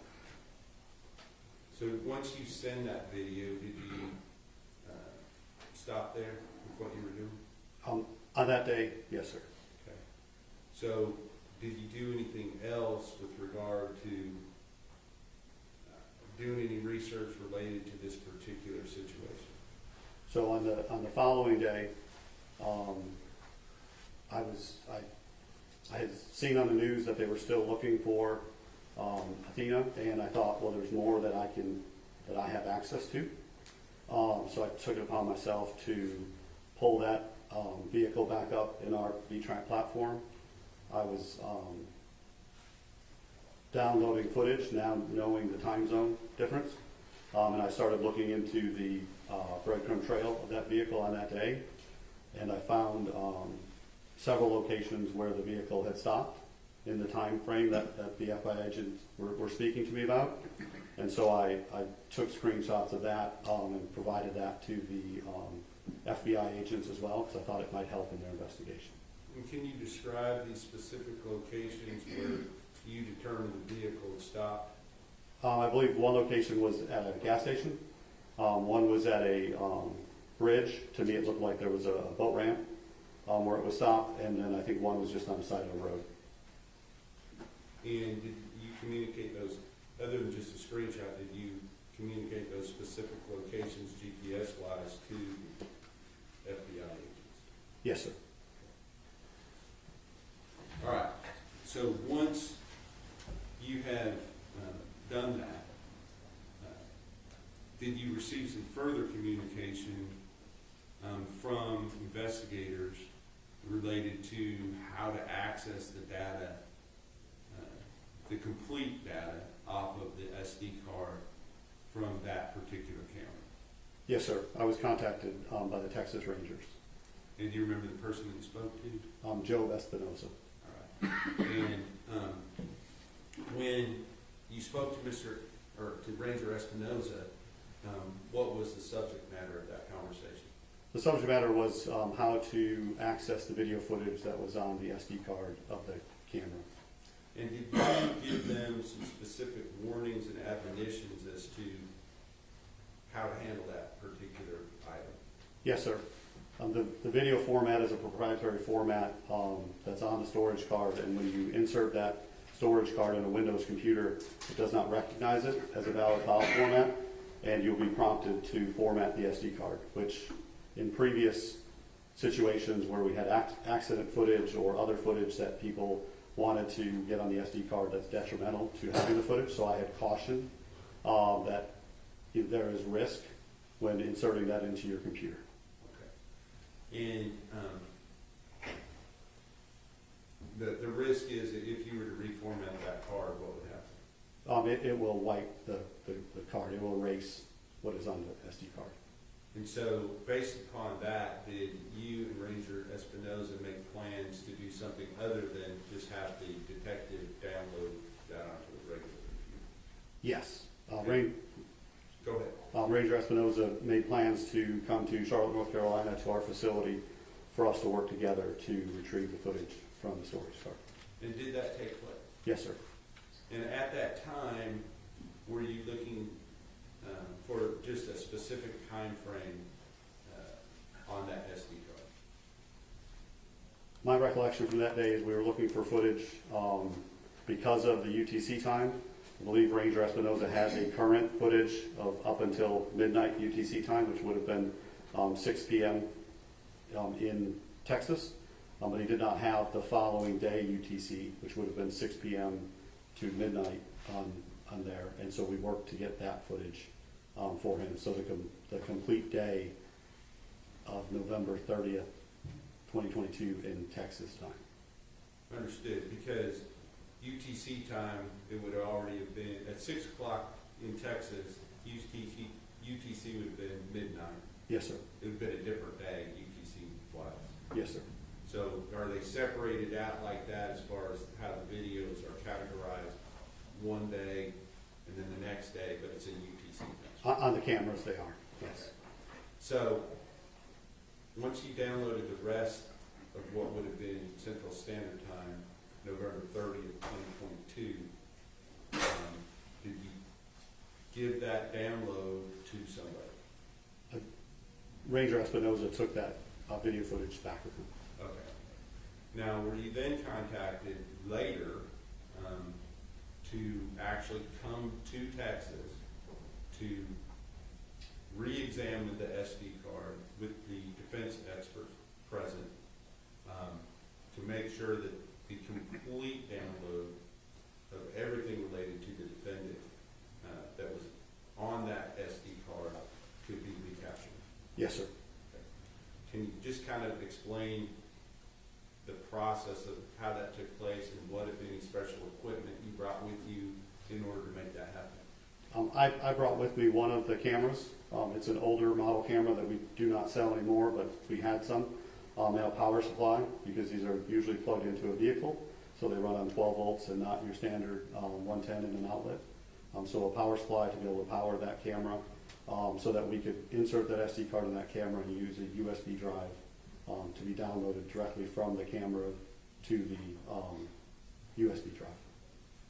I'm focusing on the day of November 30th, 2022, Central Standard Time, so that would include part of both days, UTC time. Were you able to recapture all of the video from that particular day, the entire route from beginning to end, that Mr. Warner was driving that vehicle? We were able to recover all of the video that was on the SD card from that day or days from the camera. I do not recall if there were any breaks where the camera may have turned off. Okay, understood. And let's talk about that before we ask anything else. Are there parameters as to when the camera will turn off in relation to when the vehicle is powered down? Yes, sir. The camera works. It will turn on with ignition, and then when the ignition is off, we have a timer set for the FedEx ISP program. It's for 15 minutes, so the camera will stay powered on for 15 minutes after the ignition has been turned off, and at that point it will shut down. Okay. So, in addition to the date of November the 30th, at that time, were you able to recover additional days on which Mr. Horner was driving that particular vehicle. Yes, sir. And if you remember the dates, do you remember the dates? I believe there were a few days prior, but there were some breaks in that from a calendar perspective, and I believe the following day also had video footage. And is it possible that it was both the following day and the day after that as well? Yes. Okay, I apologize. The following day, on December the 2nd's videos, was there actually a different vehicle that was owned by Southern Star, I believe, or a different company, ISP, that was, the video was downloaded off of that? There was a second card that was introduced to look for footage. Okay, and were you able to access footage from that SD card as well, on which the defendant could be seen driving the vehicle? Yes, sir. In order to do that, you had to get the SD cards from somewhere. Where did that come from? Someone from the Wise County Sheriff's Department or law enforcement brought evidence in packages. They pointed out that it was sealed, I think more for the other people in the room, not maybe me, and opened those and had some sort of log to report that. Okay. May I approach you on? Yes, sir.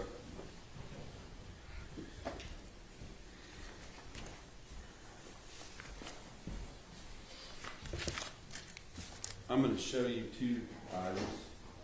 First is, do these in order of the exhibit. First is State's Exhibit 95, and the second one is State's Exhibit number 116. And do these appear to be the packages that were opened in your presence where the SD cards were retrieved from? Yes, it's the same type of package. Okay. And just looking at the different license plates and time frames, do those appear to be related to the vehicles that we're here talking about? I don't see a license plate. Okay, right here. I don't know what the license plates were. The vehicle numbers would be what identify for myself. Based upon the fact that they were open, you examined them and saw the videos that we were just talking about. Yes, sir. Do you believe that these are where they came from? Yes, sir. Okay. So, with regard to what I would call the abduction vehicle, were there 4 separate days or 4 separate days of routes driven by the defendant? Objection to leading, Your Honor, I think. I'll rephrase, Your Honor. How many separate days were there of video that were able to be recovered on from that particular vehicle related to the defendant? I believe there was 4 that we downloaded. All right. And then on the final day, what we call the arrest vehicle, how many days were on that particular one? I believe just 1 partial day. Okay. You said that you brought these are already in evidence, so I'm not going to move to admit them, but you brought a special camera. Kind of explain the process of how that went down. Yeah, it was not a special camera. It was just a camera, the same model that was installed in the truck in question, and a power supply to be able to power that camera, and an adapter cable or USB to be able to insert a USB drive into that camera. And did you then, in the presence of myself and others, download those videos one by one onto, I guess it was a flash drive, USB flash drive, or a number of them, so that they could then be accessed through a regular computer, either through MP4 or AVI formatting? Yes, sir. Okay. And was that something that was a quick process, or? No, sir. It's quite time consuming to download the footage or export that footage. And we did it in segments of 30 minutes to an hour. Okay. And is it a straight 1-for-1 download? You understand what I'm asking? I do not. When you're watching it, does it take 1 minute to download 1 minute of footage? I don't know if it's exact. It's close to that. Yes. So if there was 5 different days of routes, this took a significant amount of time to do that. correct? Yes. All right. Once that had been done, on the next day, at the Wise County Sheriff's Office, what happened? I believe that is when the defense joined the room and with a video expert that they brought in as well to get copies of the footage. And were they given copies of the footage that you downloaded? Yes, they were given jump drives that contained the footage, or a hard drive that contained the footage. I'm not sure which. And did their expert also download the actual SD card in a device that he brought to be able to do that? Yes, he brought a device to make a copy of the SD card. Do you, based upon your expertise related to your own software and hardware that was accessed in this case, do you have an opinion as to the validity as far as the information, other than it being off by 6 hours because of UTC time, coordinate-wise, time-wise, and speed-wise? Do you believe that that video event data recorder was operating correctly, Yes, sir. and that it was capable of making accurate recording, Yes, sir. and that it did in fact make an accurate recording on each of the days that it was downloaded? Yes, sir. Your Honor, can we approach? Yes.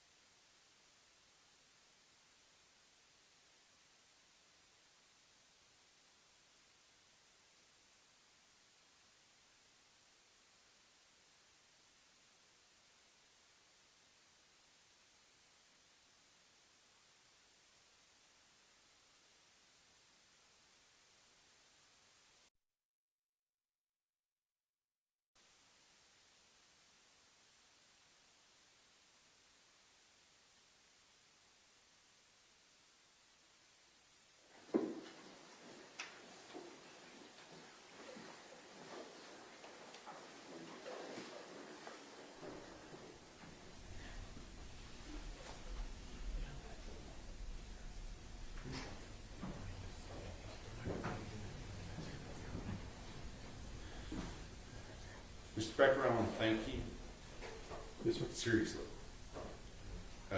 for what you did in this case. And I pass the notice. Cross-examination. Yes, Your Honor. Morning, Mr. Becker. Good morning, sir. Good to see you again. I have a few questions for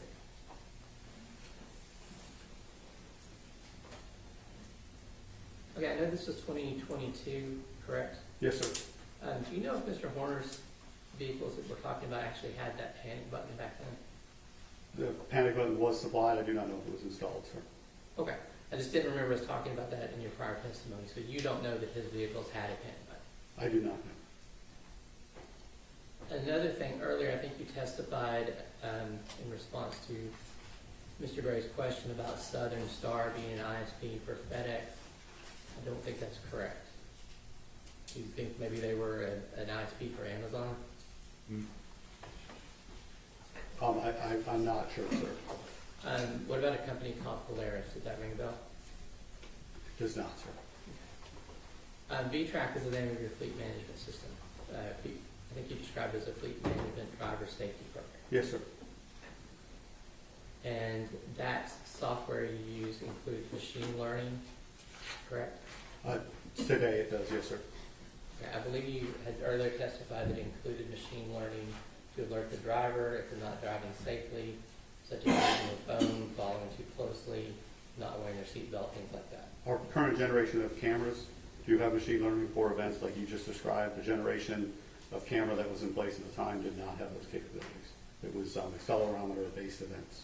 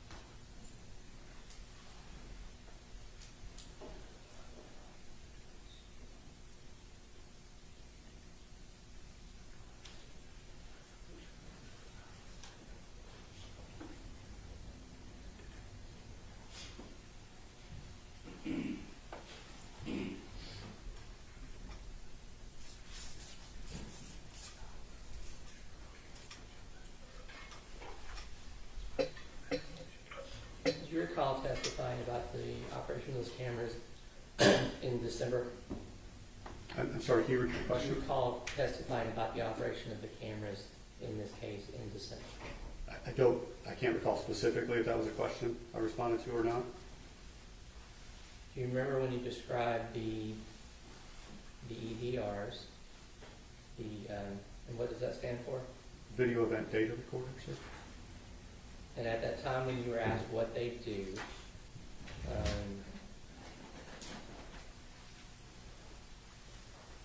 talked about them recording events.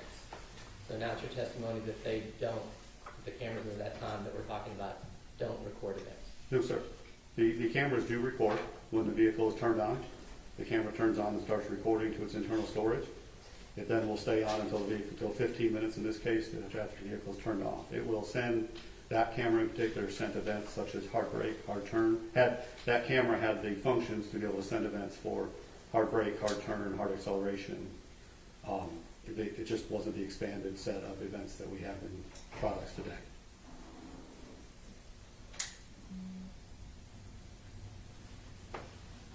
Okay, so it's your testimony today that those cameras only dealt with the driving features of the vehicle, not what the driver was doing. So the events were based on accelerometer events of the vehicle, so G-force of the vehicle. The video footage was forward-facing, driver-facing.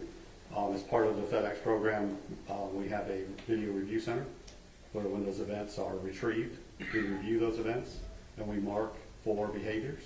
And some of those behaviors are driver-facing behaviors. As an example, if a driver was using a phone and a hard brake occurred, we would mark that hard brake event as driver using the phone. So, but even then, it was sending that data to the cloud.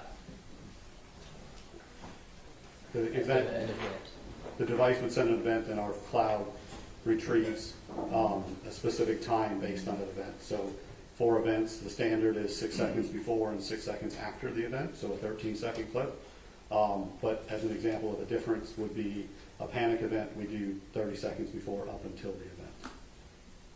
Okay, and the purpose of that, making that 13-second clip is so that the ISP or whoever your client is can review those clips.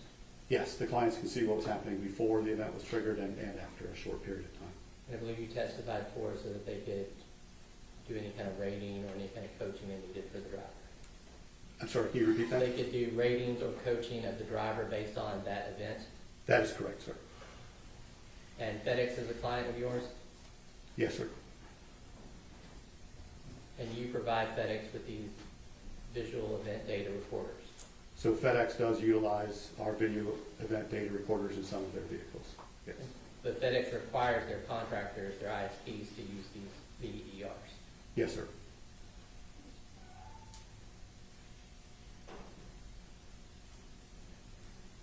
Now, you talked about those contractors for FedEx can remotely pull those videos and download them. Yes, sir. So now that would mean that if the driver had their phone out or anything like that, those would get recorded as an event. But you're saying for these cameras, it would only be the hard turns, the hard brakes, the speeding, things like that. Yes, sir.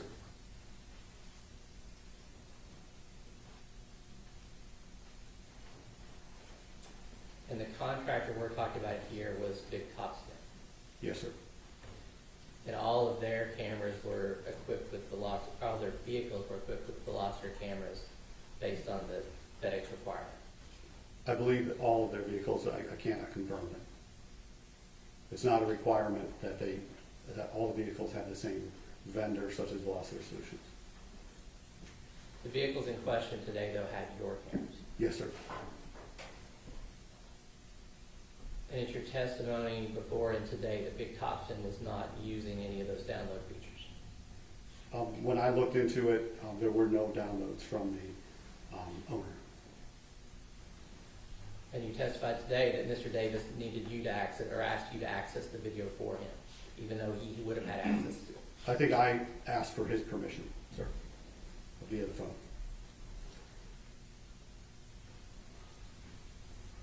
To your knowledge, did Mr. Davis ever access those videos? To my knowledge, no. but he could have. Yes, sir.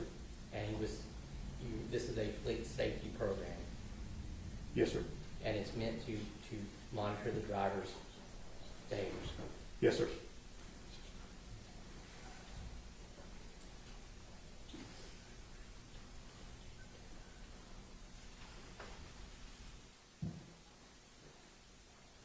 You also testified previously that these video cameras can be viewed in real time. Would that include the video cameras from that day? Yes, sir. So not only could you download data of the driver's performance, you could download data of those specific 13-second events, but you could also monitor drivers in real time. Yes, sir. To your knowledge, Top Spin wasn't doing any of these things. I wouldn't have any ability to see if they Just used it going to or not. object to the relevance as to whether they were or not. I think he's going to answer this particular case, and I just object. Overruled. You want me to repeat that? Yes, sir. I think I was asking to your knowledge, Top Spin wasn't taking advantage of any of those features, reviewing the downloads of the events, reviewing in real time, doing any other monitoring. So from my analytical perspective, the tools we have in place, I can see if a user has logged into the system, and we would be able to see if there were videos downloaded. It's my recollection I did not see either of those. That's what it's showing. Redirect. Just one further thing. When you downloaded that original video that you described before, did you download other clips as well for FBI? I believe so. I don't know in particular. I'd have to look at, I had a log that I sent. That's what we have. Okay, all right, thank you. No further questions. Mr. Gold. Nothing further down. May Mr. Becker be excused kindly? Can we approach? Okay.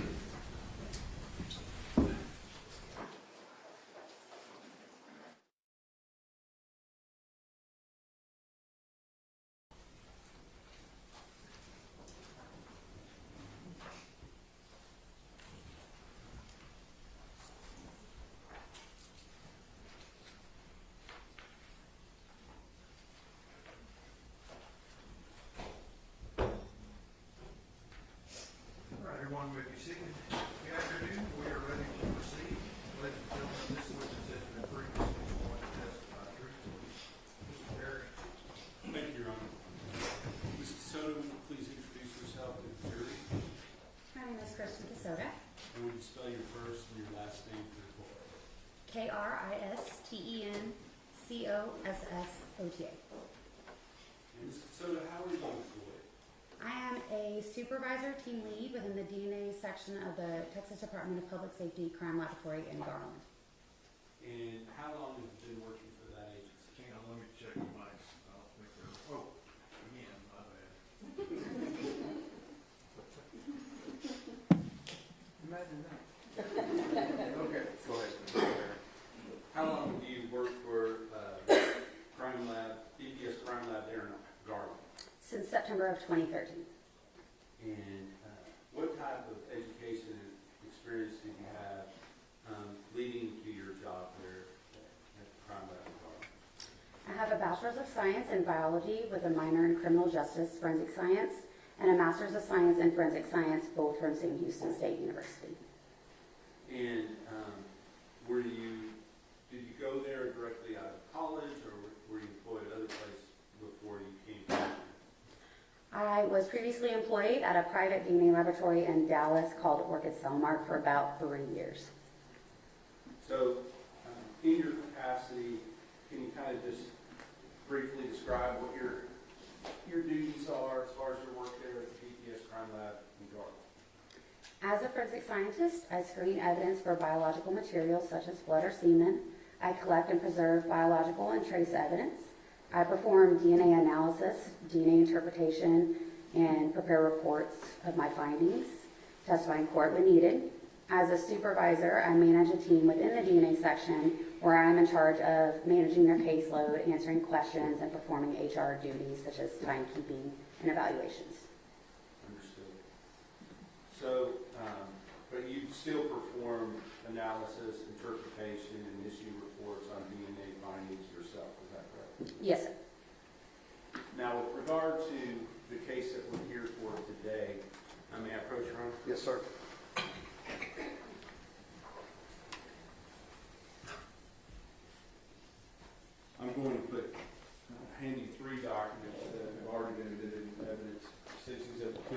7, which is lab submission report, States Exhibit 298, which is a DNA male screening laboratory report, and States Exhibit 300, which is the biology laboratory report.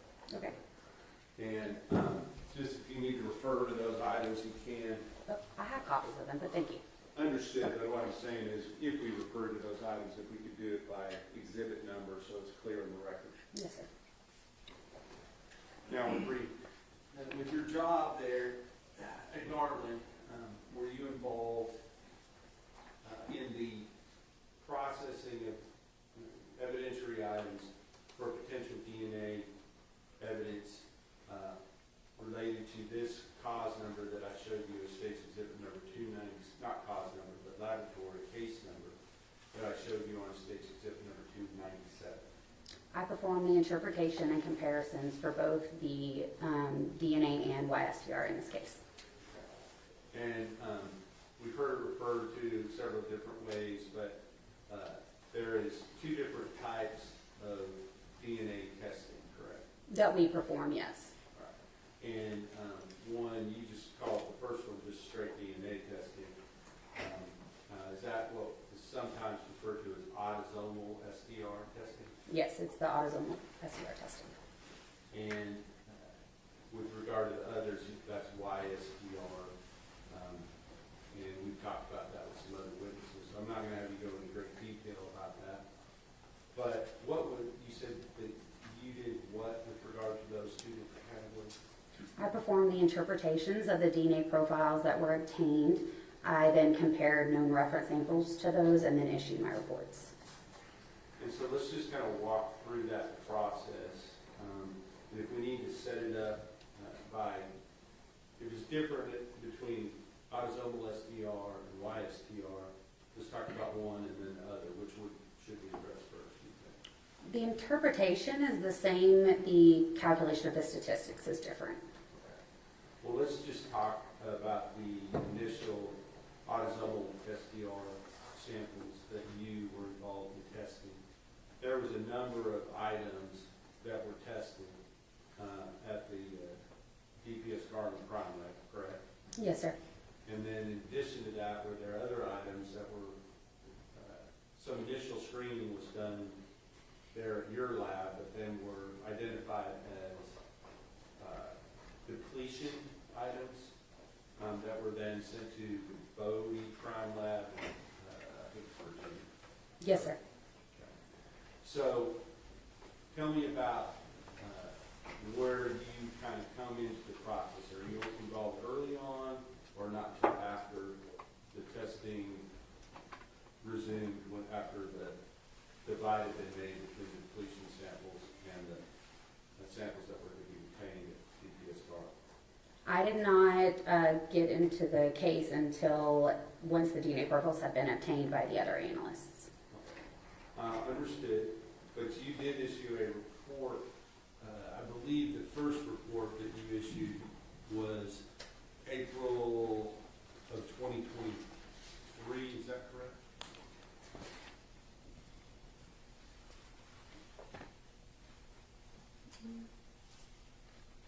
Sorry.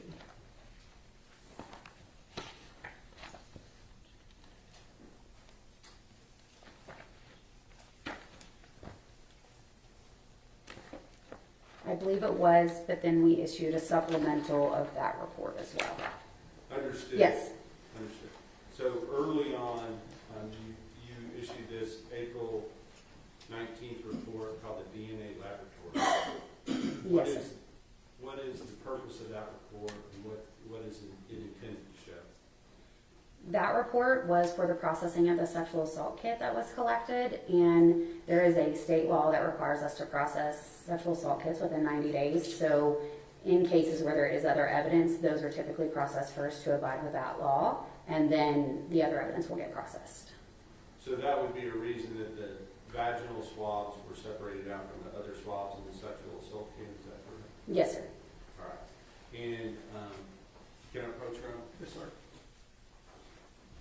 Understanding that there was a supplement that replaces this report, essentially. Objection, Your Honor, he's testifying. Rephrase your question. Let me ask the question. The question is State's Exhibit number 299, do you recognize that?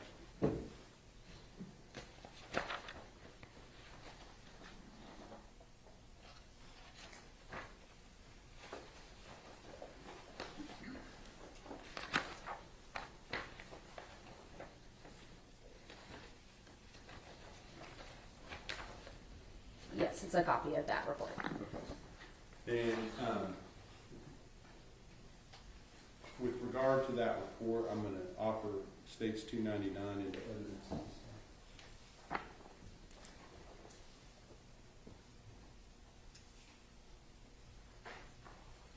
No objection.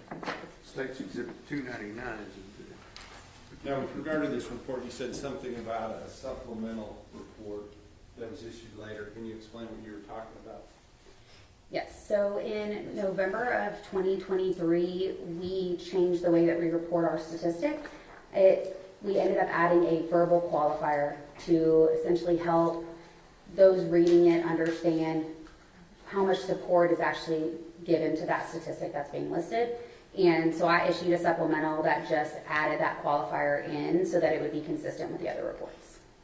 But did it change the results as far as the actual analysis or anything other than the verbal qualifier? Right, it did not change the statistic. Okay. So on that report, you're only looking at the vaginal swabs, is that correct? Correct. And just go ahead and tell the jury what your finding was with regard to the vaginal swabs on State's Exhibit number 299.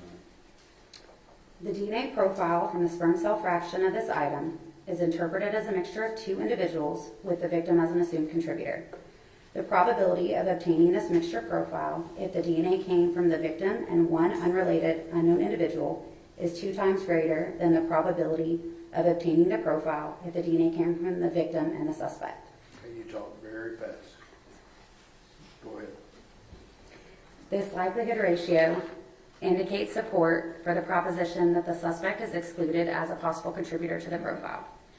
Internal validation has shown that a likelihood ratio of this value may also indicate support for the exclusion of a true donor from the profile. The DNA profile from the epithelial cell fraction of this item is consistent with the DNA profile of the victim. The suspect is excluded as a contributor to this profile. At this point, the suspect was excluded with regard to that particular profile. Now, does that necessarily mean that the suspect is excluded as a contributor altogether? From this analysis, it was a exclusion with, at that point we called it limited, like it was a limited support for exclusion, is what the verbal qualifier was. Given the fact that it's just, the ratio is so close, it's like 2 to 1 rather than big, huge numbers. Honor leading. Let me hear the question. What, if any, significance did you put to that at that time? As far as whether or not further testing should be done to see if the defendant was still potentially a contributor to that swab, or whether we should just set that aside and say, no, he's not. Objection, saying No, go ahead. When we process samples from sexual assault kits, especially vaginal swabs, we know during that laboratory process when they're identifying how much, if any, human or male DNA is in the sample, we know that there was male DNA in the sample. When you have a lot of female DNA, the female can kind of overtake it. So in cases or samples where there is a lot of female in the profile, we can try the YSTR analysis, which essentially eliminates the female from the profile and looks at locations only on the Y chromosome from a male. And was that done with relation to this swab? Yes. Was that also done with relationship to the other swabs from the sexual assault case? Yes. And so further testing was done on those items regarding the YSTR. What other YSTR analysis was done in this case? As far as what other items were submitted through your lab for YSTR analysis? If any. In addition to the items from the sexual assault kit, the buccal swab from Tanner Lynn Horner was also had YSTR analysis performed on it for comparison. And did the YSTR, were you able to get results from each of the different swab samples, meaning the vaginal swab, the anal swabs, and the oral swabs from Athena, Presley, Monroe Strand? Yes, I was able to interpret profiles from each of those items. And may I approach you on? Yes, sir.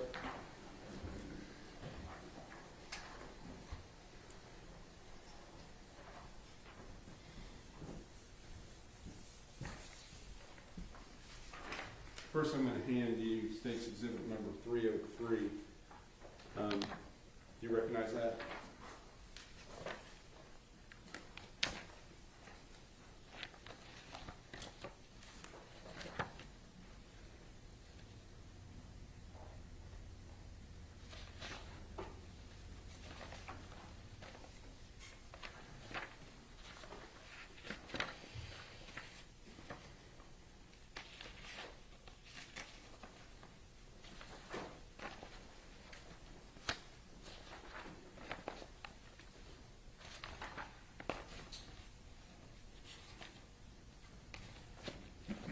Yes.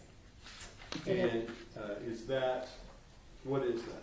It's the supplemental report to the April 19th report. And is that, what is the only difference between those two reports? It was the addition of the verbal scale for the statistics. Okay. Now, with regard to State's Exhibit number 302, you recognize that?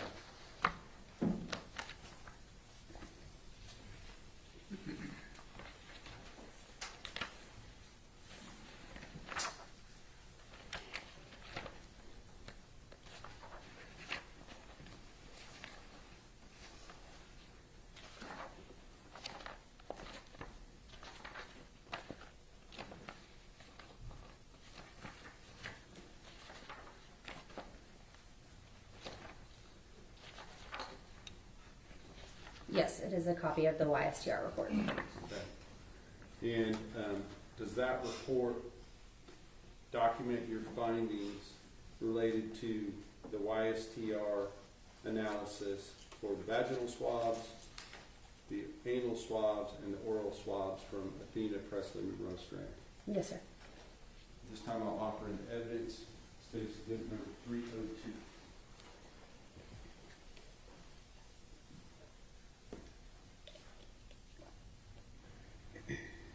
Oh, I'll also offer 303 as well, which was just referred to. Your Honor, after review, it's already no objection documents.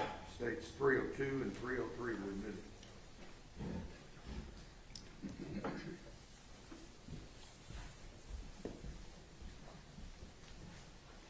Now, before I publish this, Ms. Cassoto, I want to talk to you a little bit more about the differences between the findings that you might see for autosomal STR versus YSTR. And kind of, can you explain the differences and why they're different, if you understand? I mean, if you can do that for the jury. For the statistics? Yeah, yes, the statistical, how it's reported as far as the, whether a person's excluded or not, why the numbers might be different on one versus another. Yes. So for the autosomal STR analysis, it is a more discriminatory statistic that is used because you get half from your mom and half from your dad, and each person's DNA is unique with the exception of identical siblings. So for the statistic for this, we use a likelihood ratio, and this is where it's a probability of two differing scenarios or hypotheses, and it determines which one is more likely and best explains the data that it sees in the profiles.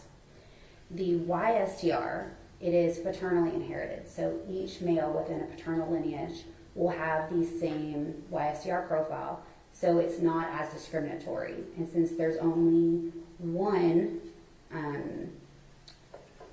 piece of information that we get from each location we look at. The statistic there is what we call a counting method. And that is where we look at a certain database to determine if it's seen within that database, and then we give a confidence interval to help turn that number into how many times, the maximum number of times it should be seen within the U.S. male population. And are the numbers themselves, as far as the statistics, because you said that autosomal STR is more discriminatory, is that what you're Yes, sir. So are the statistics higher in general than they are generally on the YSTR? The numbers are larger, it's just a completely different statistic. Understood. Okay, so with that understood, let's talk about your report on 302, which is your DNA YSTR laboratory report, admitted into evidence, issue date September 15th, 2025. Do you have that in front of you? Yes, sir. You may have published, Your Honor. Yes, sir.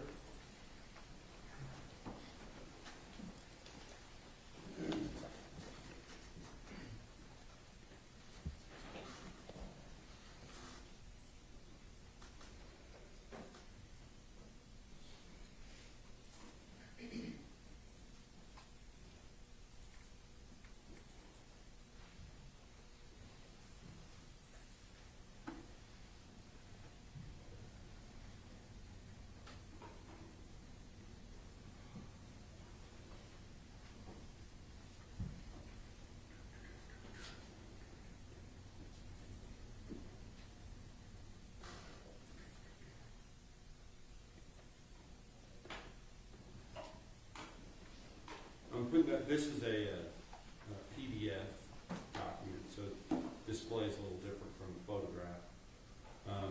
There at the top where it says DNA YSTR laboratory report, correct? Yes, sir. Who's the person that drafted and issued this report? I did.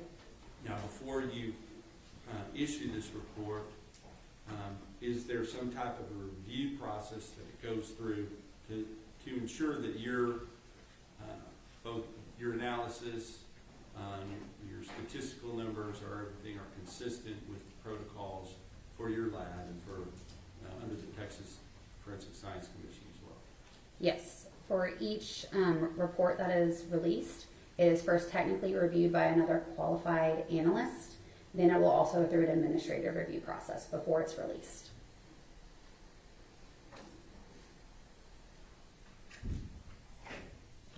So let's look first of all, it says that 0101AA was used for comparison. What is 0101AA? 0101AA is the right buccal swab 1 from Tanner Lynn Horner. So first we're going to look at item 0201. And what is 0201? 0201 are the vaginal swabs from Athena Strand. So let's talk about the first paragraph there under 0201, vaginal swabs from Athena Strand. If you would read that first paragraph, and then I may ask you some questions about that before we move on to the next one. Okay. The YSTR profile from fraction 1, epithelial cell fraction, of this item is interpreted as originating from a single individual. Tanner Horner cannot be excluded as a contributor of the male DNA profile. The selected profile is found in 0 of 16,388 total individuals within the U.S. database, YHRD version R69. Applying a statistical confidence interval of 95%, this profile is not expected to occur more frequently than 1 in 5,471 U.S. males. In addition, any paternally related male relatives of Tanner Horner cannot be excluded as a contributor of this male DNA profile. And so because of that, if there were no other evidence to tell you one way or the other, that any people that would not be excluded would include who related to Tanner Horner? Can you rephrase that? Yes, I'm sorry, that was poorly phrased. You said certain people cannot be excluded other than Tanner Horner. Who would those people be? So any paternally related male relatives could not be excluded because the Y profile is inherited paternally. So each male within a paternal line will have the same YSTR profile. And that would include who within his family? Son, father, uncle, grandfather, cousin, as long as they're in that paternal line. Now, a couple other things, YHRD version R69, what's that talking about? That is the database that we use. It is the Y chromosome haplotype reference database, and the version R69 is just the current version. And so, of all the people that were in that database, the 16,000, whatever, no one had this profile, correct? Correct. It was found 0 times. All right. And so how do you do this statistical analysis from 0 of 16,000 to 1 of 5,471? To accommodate for the small sample size that is currently in the YHRD database of 16,388, a confidence interval is used to determine the maximum number of times that this profile would expect to be seen in the U.S. male population. It helps keep it from making it seem like it's maybe more rare than it is because it's 0. So with the 95% confidence interval, it is not expected to occur more frequently than 1 in 5,471 U.S. males. Explain what that 95% confidence interval means. The 95% confidence interval is just that we are 95% confident that that profile wouldn't, the maximum times you would see it would be 1 in 5,471. And it's at the lower end of that confidence interval to make sure that we are being the most conservative in our reporting. Understood. Okay, so talks about from fraction 1, and then the second paragraph we're about to talk about, that talks about fraction 2. What are those fractions? During the first step of the process, I believe y'all may have already talked about this, but it's the extraction process. This is where we remove any possible DNA from the substrate that it's on, such as a piece of cloth or a swab. And for samples where there could be possible semen present, we do a type of extraction called a differential extraction. This just allows us to essentially try to remove any possible DNA from sperm cells from any other DNA that may be in the sample. And as I spoke of previously, right, with some of those samples from orifices, they can have a lot of the individual's DNA whom it's from. And so that also allows us to try to separate out and get better interpretable profiles. So let's go on to the first fraction was epithelial cell fraction. What is epithelial cell? It can be any cell that is not a possible sperm cell. Okay. So let's go on to the second paragraph, and I think that spans both pages, so I'll put it at the page break. So go ahead and read that second paragraph related to the vaginal swabs. The YSCR profile from fraction 2, sperm cell fraction of this item, is interpreted as originating from a single individual. Tanner Horner cannot be excluded as a contributor of the male DNA profile. The selected profile is found in 0 of 16,388 total individuals within the U.S. database, YHRD version R69. Applying a statistical confidence interval of 95%, this profile is not expected to occur more frequently than 1 in 5,471 U.S. males. In addition, any paternally related male relatives of Tanner Horner cannot be excluded as a contributor of this male DNA profile. So is it essentially the same finding on both fractions, that Tanner Horner cannot be excluded? Correct. Now, cannot be excluded, is not necessarily saying a perfect match. That's why we have the statistics, correct? Objection, leading. Sustained, rephrase your Right. question. So I'm just trying to explain for somebody who might not understand, because it's a little tricky when you're talking about something. You know, we want to, people want to say, is it a match, right? And do you ever say it's a match? Absolutely. No, Okay, even with autosomal testing. correct.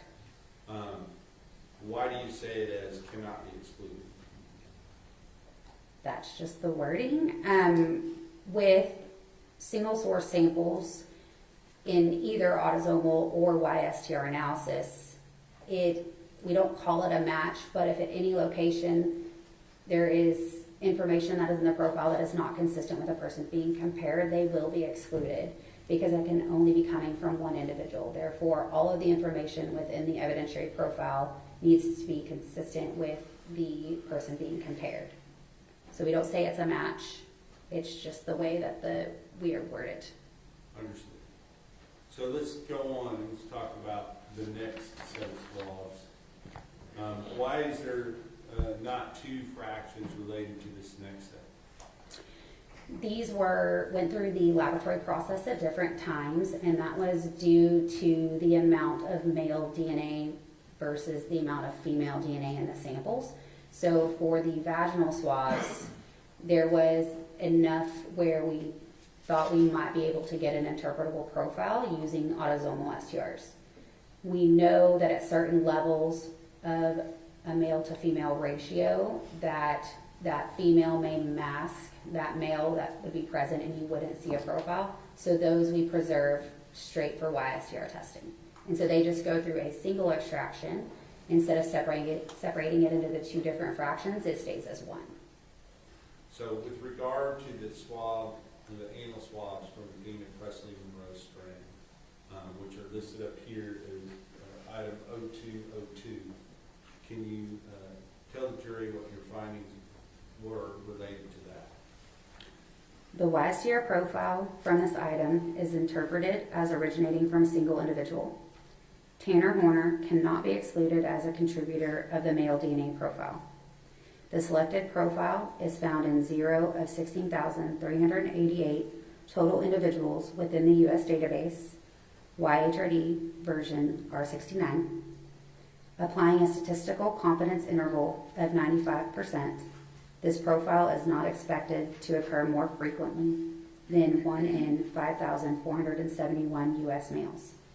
In addition, any paternally related male relatives of Tanner Horner cannot be excluded as a contributor of this male DNA profile. And then with regard to item 0203, the oral swabs from Athena Presley Monroe Strand. Can you read that? The partial YSTR profile from this item is interpreted as originating from a single individual. Tanner Horner cannot be excluded as a contributor of the male DNA profile at the following loci: DYS 448, DYS 19, DYS 549, DYS 437, DYS 390, and DYS 456. At these loci, the selected profile is found in 0 of 16,388 total individuals within the U.S. database, YHRD version R69. Applying a statistical confidence interval of 95%, this profile is not expected to occur more frequently than 1 in 5,471 U.S. males. In addition, any paternally related male relatives of Tanner Horner cannot be excluded as the contributor of this male DNA profile.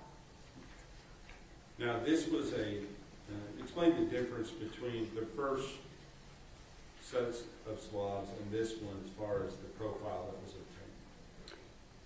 The first ones don't have partial, so a full profile is where we get information of every location that we're testing for. A partial profile means that we are missing information within those locations that we're looking at. But not that you have the wrong information, correct? No, most of the time is due to the quantity of DNA that's in the profile. And even with the partial profile, were you able to get essentially the same statistical probability or likelihood ratio? It was the same statistic. And just to summarize, can you tell us whether or not Tanner Horner was excluded as a possible contributor from the vaginal swab of the Athena Strand? He could not be excluded from fraction 1, the epithelial cell fraction, or from fraction 2, the sperm cell fraction. And can you tell us whether or not he can be excluded from the anal swabs of the Athena Strand? He could not be excluded. And can you tell us whether or not he could be excluded from the oral swabs of Athena and Presley Monroe Strand? He could not be excluded.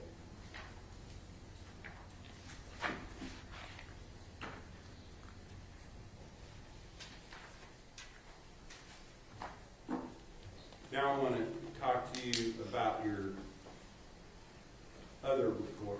I think we have, can I check with the court for 299 and 302 have both been admitted? Is that correct? Yes.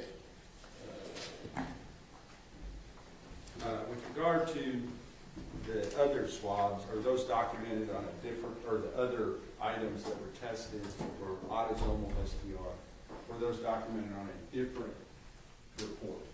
Yes. I'm going to show you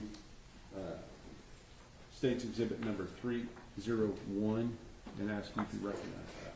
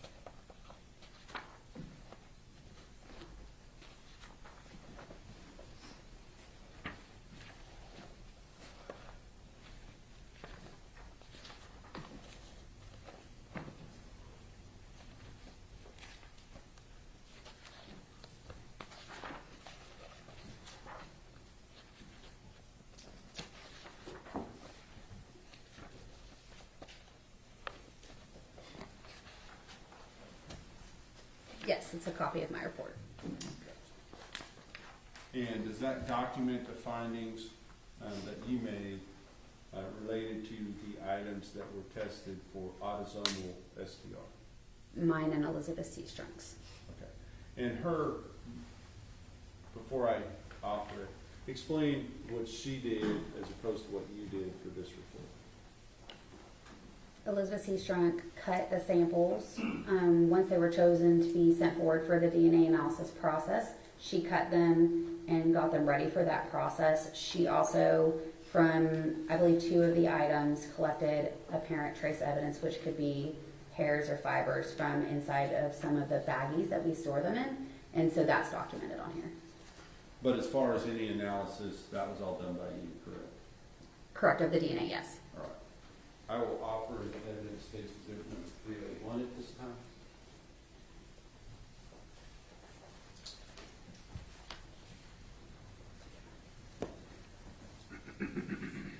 No objection. State's Exhibit 301 is admitted. And may I publish it? Yes, sir.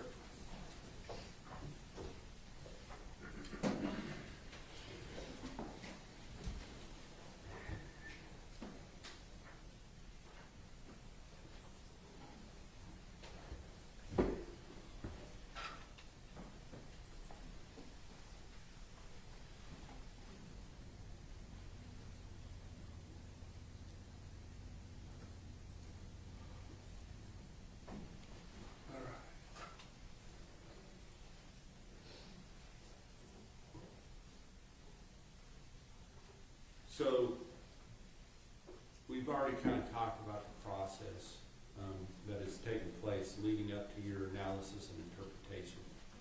kind of walk us through on the autosomal what you do when you get a certain item that's been gone through the process as far as the extractions and all those things, but now you're interpreting the data. Can you walk us through that?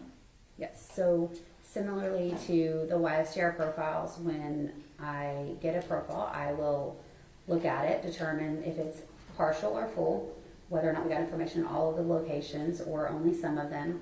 I will also then try to determine how many individuals I believe are contributing to that profile. Then I will run it through a program called StarMix.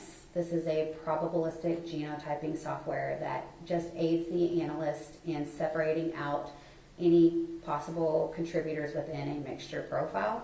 And then if there is a known reference to compare to, it will also provide a statistic, the likelihood ratio that I spoke about. Now, on the autosomal STR analysis, let's just kind of start going through your report, and I want to make sure we understand what you dealt with.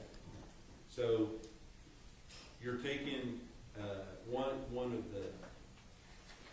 Let me ask you about the profile from the DNA swab, the buccal swab from Tanner Horner. Is that also, has that been separated out as far as portion for the different profile for the YSTR, or is it the same profile? They're different profiles, but from the same sample. So in the process of the DNA analytical process, the third step, amplification, they're just using different kits, and that is just one is for autosomal STR analysis to obtain that profile, and one is for YSTR to obtain that YSTR profile. But it's the same sample. And so let's talk about, start going through the actual items. So the first thing we see is 0102AB, and what is that? That is a stain from left sleeve from FedEx Polo from suspect's property. Okay. And I'm not going to have you read every word of this because we'll be here all afternoon if we do that for every item. But let's talk about, is this on fraction, was this divided into the two fractions? Yes, it was. Okay. And was, with regard to fraction 1, I want you to explain a little bit, get an understanding is, with regard to fraction 1, might you see both the suspect and the victim of the case in the same statistical analysis, like in this case, potentially? Yes. Okay, and that's the epithelial fraction, correct? Yes, we started referring to them as fraction 1 and fraction 2 instead of the sperm cell fraction, epithelial cell fraction. But yes, that fraction 1 is the epithelial cell fraction. With regard to fraction 2, if it's a female's DNA, are you going to ever have that person within that fraction? If there's a lot of female in the profile, it could also be present in that. When you're doing the differential extraction process, it's almost kind of think about it as like when you mix oil and water and you're trying to get that top layer off, you don't want to go down too far to go into that bottom layer, so you may leave a little bit, and then those cells are actually extracted during that process. So you can have both in that. Okay. But let's talk about, first of all, on this, the epithelial cell fraction. So we're talking about the left sleeve of the FedEx Polo from the suspect's property. And as far as whether that was from his house or whether it's from his property in the jail, that's explained in the, I think, in the previous testimony as to which is which. I believe from Jackie had done the initial screening. Correct. So on this, with regard to this particular, would this be a stain? So a stain is something that's cut out of an item of clothing, correct? It could be cut out. It also could be swabbed. It was just a specific area on that clothing that was determined to be sent forward for processing. And what was sent forward for processing can you give us what the findings were for that particular item? The DNA profile from fraction 1 of this item is interpreted as a mixture of 3 individuals. The probability of obtaining this mixture profile if the DNA came from Tanner Horner and 2 unrelated unknown individuals is 53.1 septillion times greater than the probability of obtaining this profile if the DNA came from 3 unrelated unknown individuals. Okay, stop there for a second. So in this part of the statistical analysis, you're just determining whether Tanner Horner can be excluded, is that right? Correct. Every known reference that we have is compared to every evidentiary profile to determine whether or not they could be included or excluded. So then you next look at whether or not the victim can be excluded, is that correct? Correct. Objection leading, Your Honor. Sustained, don't leave your witness. Apologize, Your Honor. What were your findings with relation to the victim as far as whether or not she could be excluded? The probability of obtaining this mixture profile if the DNA came from Athena Strand and 2 unrelated unknown individuals is 951 trillion times greater than the probability of obtaining this profile if the DNA came from 3 unrelated unknown individuals. So now we know, what do we know as far as them individually? Can either one of them be excluded? So those likelihood ratios, they are an inclusionary likelihood ratio. Okay. So both of them are included, is what you're saying? Correct. All right. So now, when you put them both together, do you do another statistical analysis as to what the likelihood is that they both are contributors? Yes. So when we run the statistic with each individual and there's an inclusionary statistic obtained, we want to make sure that while they are included separately, that they also are included together in that profile. Okay. And what was the likelihood with regard to both of them being included in the profile? The probability of obtaining this mixture profile if the DNA came from Tanner Horner, Athena Strand, and 1 unrelated unknown individual is 133 duodecillion times greater than the probability of obtaining this profile if the DNA came from 3 unrelated unknown individuals. These likelihood ratios indicate very strong support for the propositions that Tanner Horner and Athena Strand are both contributors of the profile. And at the end of State's Exhibit number 301, do you have some graphs that show the different likelihood ratios and what the propositions that come from them and the numbers related to that? There is a chart, and that's it tells what the likelihood ratio number is, and then the verbal scale, that was the addition, and how much support that likelihood ratio is actually given to that hypothesis. And what does it have to be in order for it to be listed as very strong support? That would be a likelihood ratio of 1 million or more. Okay, and in this case, I believe you stated it was 133 duodecillion times, correct? For the co-contributor statement, yes. For both of them being contributors, Correct. as opposed to 3 unrelated. Is that right? Correct. So, with that, can you kind of give us a frame reference for what duodecillion means? Because that's not a number I think a lot of us use.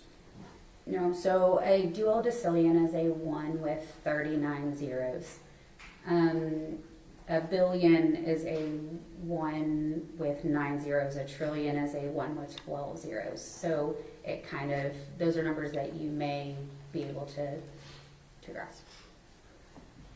So, and we're going to go down through, kind of use that as a framework with which to discuss the other statistical findings from the different stains.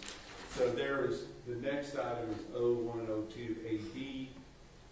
Is that another stain from the same shirt? Yes. Okay.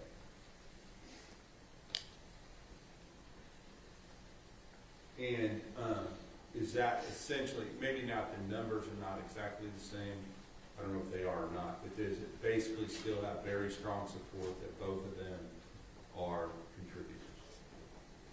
These likelihood ratios indicate very strong support for the propositions that Tanner Horner and Athena Strand are both contributors to the profile. In this case, it was only 73 octillion times greater, is that right? Am I looking at that incorrectly? Maybe I'm looking, oh, I'm sorry. In this case, it was 245 quattrodecillion. Is that more or less than duodecillion? So a quattrodecillion is a 1 with 45 zeros. Okay. So very strong support, both contributors. So let's go on to the sperm cell fractions of those two. Was Athena Strand excluded from the sperm cell fractions of those first two items? The DNA profile from fraction 2 of this item is interpreted as originating from a single individual. I'm sorry, this is for a 102AB. Yes. So we're looking at, I asked you about two at once, and that's my fault. But 102AB, let's talk about that first. The DNA profile from fraction 2 of this item is interpreted as originating from a single individual. The probability of obtaining this profile, if the DNA came from Tanner Horner, is 112 septillion times greater than the probability of obtaining the profile if the DNA came from an unrelated, unknown individual. This likelihood ratio indicates very strong support for the proposition that Tanner Horner is a contributor of the profile. Athena Strand is excluded as a contributor of this profile. And I guess the reason I was asking about the female DNA earlier is you have one fraction of the same swabbing or material that is sent forward. One she's included, one she's excluded. Give us kind of the reasoning for that. You understand what I'm saying? You got the epithelial section, you got the sperm cells fraction. One she's strong, very strong support, she's one of the contributors, versus the other she's excluded. Correct. So, is that because it's really just looking for male DNA? Sustain, don't lead your witness. Yeah, reasoning for that, is there? It could be that it doesn't separate it by male, and the extraction process itself is made to try and separate any possible sperm cells. That doesn't mean that it is from sperm cells, it's just that it's possible sperm cells.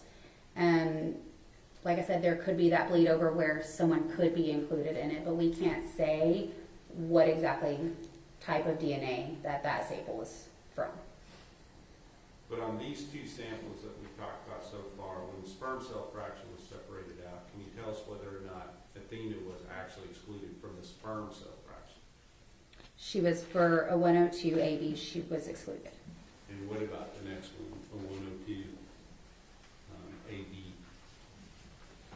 The DNA profile from fraction 2 of this item is interpreted as originating from a single individual. The probability of obtaining this profile, if the DNA came from Tanner Horner, is 116 septillion times greater than the probability of obtaining the profile if the DNA came from an unrelated, unknown individual. This likelihood ratio indicates very strong support for the proposition that Tanner Horner is a contributor of the profile. Athena Strand is excluded as a contributor of this profile. Okay, now let's talk about, we know that the first several swabs or cuttings that were sent forward were from the FedEx polo from the suspect's property, correct? Correct. So that would include 102AB, AD, AE, AF, and AG, and a H and a I as well, correct? Correct. And were those similar findings on the others as what we've already described? I mean, I don't want to go, maybe I won't ask you to compare, because I know you got to read the whole thing if I did. Correct. So what I'm going to do is just say, those come from the same item of clothing. So essentially, the results that we've already received kind of give us the information we may want to know about that particular clothing item. Your Honor, objection, I lady. was gonna say, is there a question? Okay, let me move on. Please do, let's move on. Let's move on from the polo shirt. Now let's talk about the swabbing of the stain from the inside of the gray sweatshirt from the suspect's property. Okay. What were the findings related to that item on the autosomal STR? For 0103 AA, Is that one? Some of these, I don't necessarily. If there's not findings that connect both the two, I'm going to skip over those. Is that one? If it comes from, if an item of clothing comes from a specific individual, can you tell us whether or not what your expectations would be as far as finding that particular individual's DNA on that particular item? I can't speak to if I expect DNA, but when the transfer of DNA from your skin, whether it be on clothing or something you touch, there is a possibility that there is transfer of your DNA, so it is not uncommon to find a person's profile on something that they wear.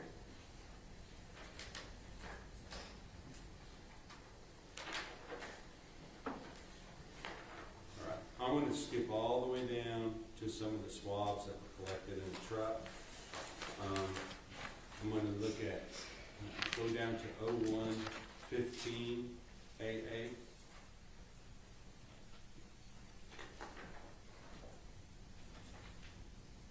And what was that?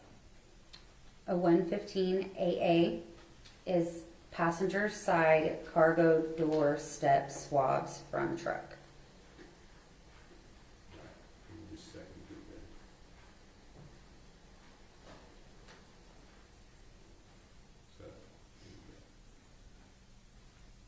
So this would be a swab, is that correct? Correct. And can you give us the findings for that particular swab from the passenger side cargo door step from the truck? The DNA profile from this item is interpreted as a mixture of 3 individuals. The probability of obtaining this mixture profile, if the DNA came from Tanner Horner and 2 unrelated unknown individuals, is 894 quintillion times greater than the probability of obtaining this profile if the DNA came from 3 unrelated unknown individuals. This likelihood ratio indicates very strong support for the proposition that Tanner Horner is a contributor to the profile. The probability of obtaining this mixture profile if the DNA came from Athena Strand and 2 unrelated unknown individuals is 8,640 times greater than the probability of obtaining this profile if the DNA came from 3 unrelated unknown individuals. This likelihood ratio indicates moderate support for the proposition that Athena Strand is a contributor to the profile. The probability of obtaining this mixture profile if the DNA came from Tanner Horner, Athena Strand, and 1 unrelated unknown individual is 17 octillion times greater than the probability of obtaining this profile if the DNA came from 3 unrelated unknown individuals. This likelihood ratio indicates very strong support for the proposition that Tanner Horner and Athena Strand are both contributors to the profile. Going on down to 0115 AE, the passenger side wheel well. Can you read that as well? The DNA profile from this item is interpreted as a mixture of 3 individuals. The probability of obtaining this mixture profile if the DNA came from Tanner Horner and 2 unrelated unknown individuals is 10.5 million times greater than the probability of obtaining this profile if the DNA came from 3 unrelated unknown individuals. The probability of obtaining this mixture profile if the DNA came from Athena Strand and 2 unrelated unknown individuals is 334 trillion times greater than the probability of obtaining this profile if the DNA came from 3 unrelated unknown individuals. The probability of obtaining this mixture profile if the DNA came from Tanner Horner, Athena Strand, and 1 unrelated unknown individual is 2.59 octillion times greater than the probability of obtaining this profile if the DNA came from 3 unrelated unknown individuals. These likelihood ratios indicate very strong support for the propositions that Tanner Horner and Athena Strand are both possible contributors to the profile. Thank you, Ms. Casoda. At the time that you were working on these items and obtaining the results in your report, had the depletion items also been sent to the Bodie lab in Thornton, Virginia? Yes. Okay. In somewhat close in proximity in time, did they also come back with the results from their analysis of those items? I believe so. Okay. And may I approach, Your Honor? Yes.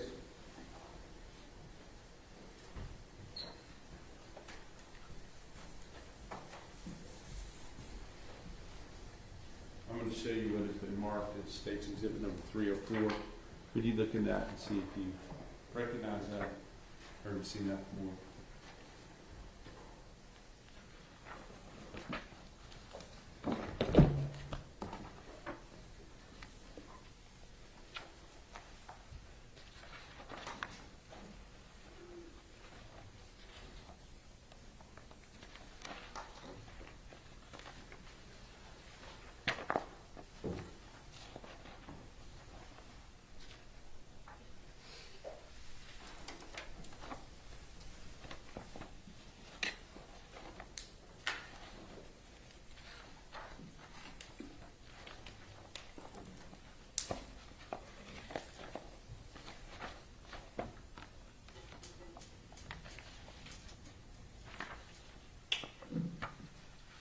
It appears to be a copy of their report.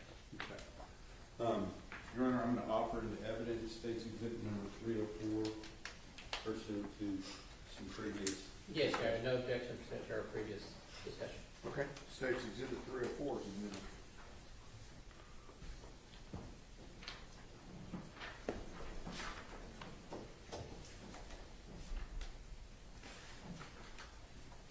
So, on this report, do you have a copy of this? I do. Okay.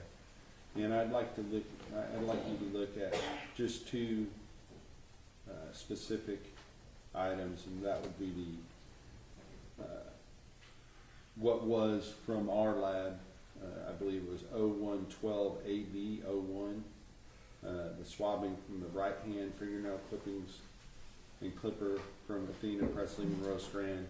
And then the next item, 0102AC01, swabbing from the left-hand fingernail clippings from Athena Presley Monroe Strand. 0112 AC. 0112AC01. Is that good? Yes. All right. So if you could find those in the results, I'd like to just read their results in related to those items.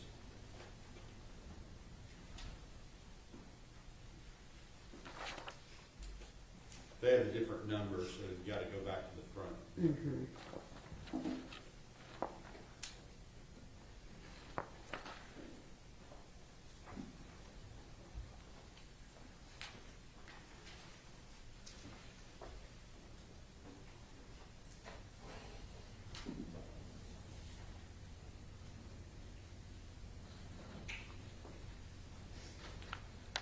So there's some results at the beginning.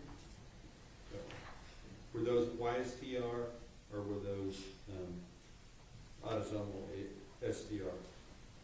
There was male DNA screening conclusions. Okay.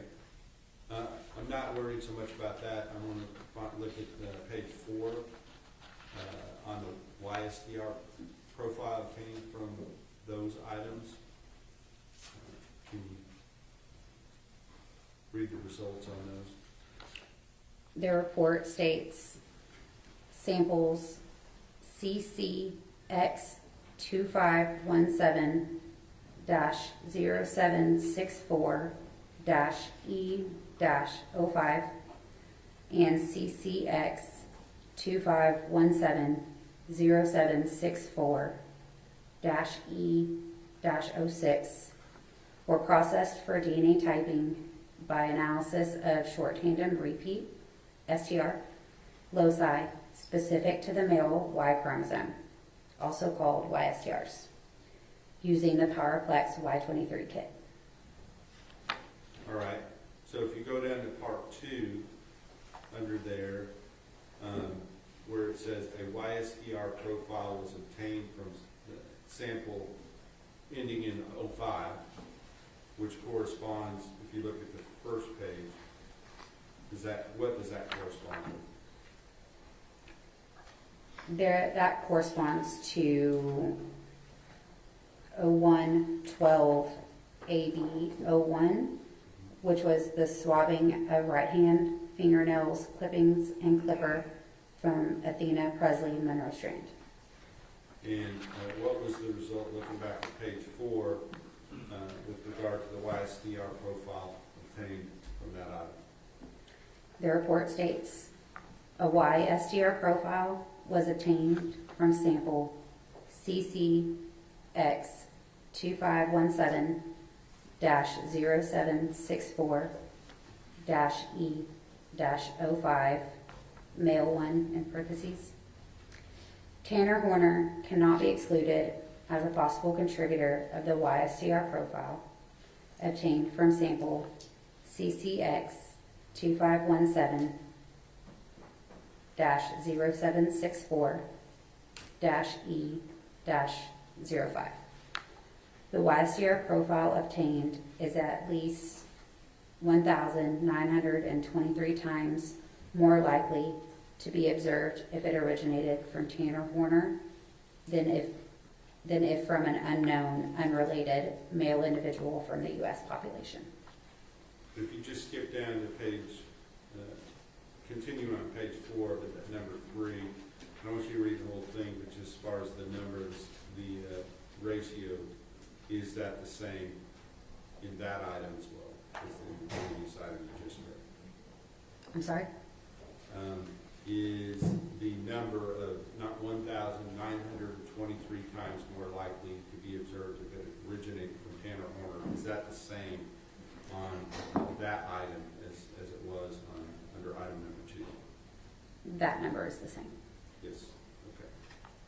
The item is different, but the number is the same, is that right? Correct. All right. Are there other results in this report as well from different items that were tested? Yes. Okay. But that report is now in evidence and the jury can see that for themselves. So with that, Your Honor, I believe I am ready to pass the witness. Briefly, Your Honor. Good afternoon, Mrs. Sarah. Good afternoon. Good to see you again. Thank you for coming in today. Just want to ask you a couple of follow-up questions, okay? Yes, sir. We've talked about this before. The way your submission form is set up, when you receive the materials, it will identify whether it's from, in this case, Athena Strand or Tanner Horner, correct? Could you repeat that? Yeah, when you materials come in, it'll say that it's sample believed to be from the suspect, or is it sample believed to be from the victim, correct? For both, like known samples or from evidentiary samples? I think for both, because the evidentiary samples, I believe, illustrate like shirt from defendant's life, right? You're not dealing with, I guess what I'm saying, you have some idea of who it's believed to be from. Correct. Whatever is listed on the submission form by the agency, that is what we label it as in our system. And I'm going to focus more on just kind of the YSTR testing that you did. So I believe from Ms. Barrera's report and all the way through your work, there was no additional testing done to determine if there were sperm cells in the semen, meaning none of the microscopic examination was made on the sexual assault kit swabs. Correct. We do not process sexual assault kits for the presence of semen. They go straight for DNA for any possible male DNA. And it was not requested that you do that kind of microscopic examination. Correct. Now, two of the items that came into evidence, one was State's Exhibit 299, which is the April 19, 2023 report. And I believe it's State's Exhibit 303, which is the supplement. I'm not sure of their numbers, but yes, I know which reports you're referring to. And that the supplement was dated September 15, 2025. Correct. And you said that you had issued the supplement in response to some new guidance about the, what do we call it, the verbal indicators that you had? The verbal scale, yes, sir. But that didn't change the findings in the report. Correct. It did not change the statistic. So the statistics was that, if I understand it correctly, it was 2 times greater the probability of obtaining the profile from the victim and one unrelated unknown individual than from the victim and the suspect. So the probability of obtaining this mixture profile if the DNA came from the victim and one unrelated unknown individual is 2 times greater than the probability of obtaining the profile if the DNA came from the victim and the suspect. Now, I know you already explained why, so I'm not necessarily going into that, but this YSDR testing was done in 2025, correct? Correct. And I know that Ms. Ferreira's, she testified yesterday that in doing her male screening on the oral swab, it was inconclusive as to male DNA being present. Is that correct?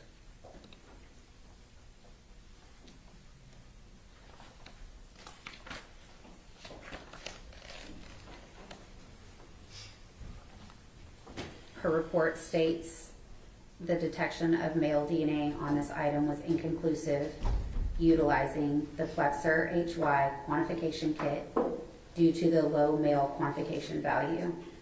The item was collected and retained. That's the same swab that you used in your testing, correct? Correct. Now, earlier when you were testifying about the persons who are not excluded, you talked specifically about male relatives of the defendant. Correct. But that wasn't, the statistics are a little confusing. The 1 in 5,471 U.S. males means that there are other males that would not be excluded as well. That is a possibility. Because there's, I don't know how many males in the U.S., but 150 million plus. Correct. It's used to put the statistic of 0 in 16,388 into the maximum number that it could possibly be seen within the U.S. male population.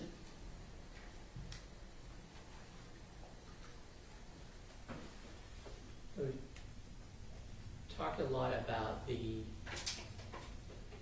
small sample size and maybe being overwhelmed by the female DNA. Is that correct? Are you talking about like in a profile where you might have a lot of female that any possible male profile? Yes, it can. The female essentially masks a low level or could mask a low level male profile.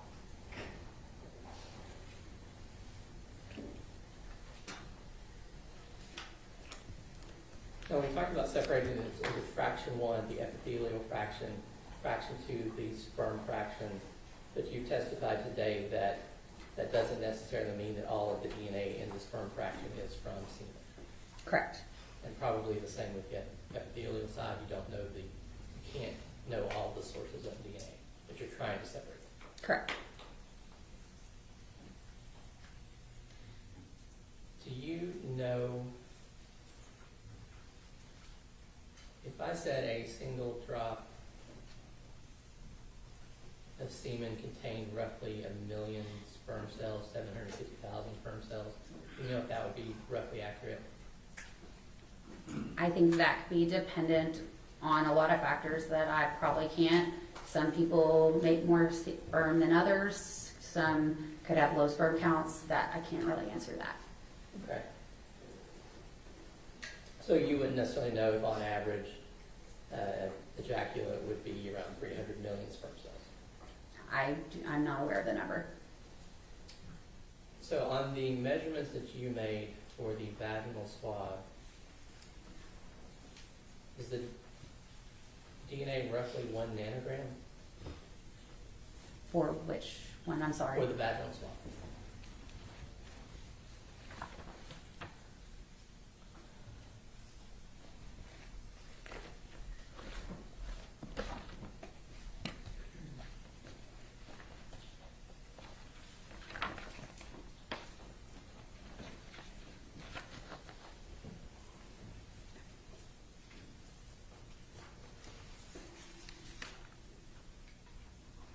For which fraction?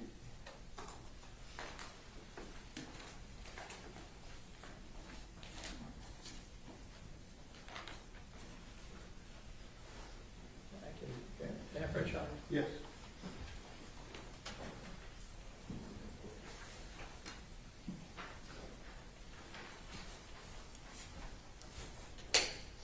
It's very small. I'm not going to seek to admit those, but I was relying on that calculation. I believe it's the first two we're talking about. Correct. So it's yes. Okay. You can hold on to that for a second. Okay. Okay, so we're talking about roughly 1 nanogram of DNA material. So in the quantification step, we look at how much total human DNA is within the sample as well as how much male DNA is within the sample. In the sperm cell fraction, or fraction 2 of the vaginal swab, the total autosomal amount of DNA within that sample was 4.46 nanograms per microliter. And then the epithelial cell fraction, or fraction 1, it was 117 nanograms per microliter of total DNA. Okay, so the DNA in a single sperm cell is roughly 0.0035 nanograms. I don't know the exact number. Okay, and so, but we can take your numbers, divide it by that, and we'd have some idea of how many, if they were actually sperm cells, how many sperm cells would be present. I guess theoretically you can, but I can't say what it's from or that it's sperm at No. all. I'm just saying, if we assumed it was all from sperm cells, we're talking, for 1 nanogram, we'd be talking 285. If it's 4, we're talking 4 times that, 1,000. I would need a calculator. Okay.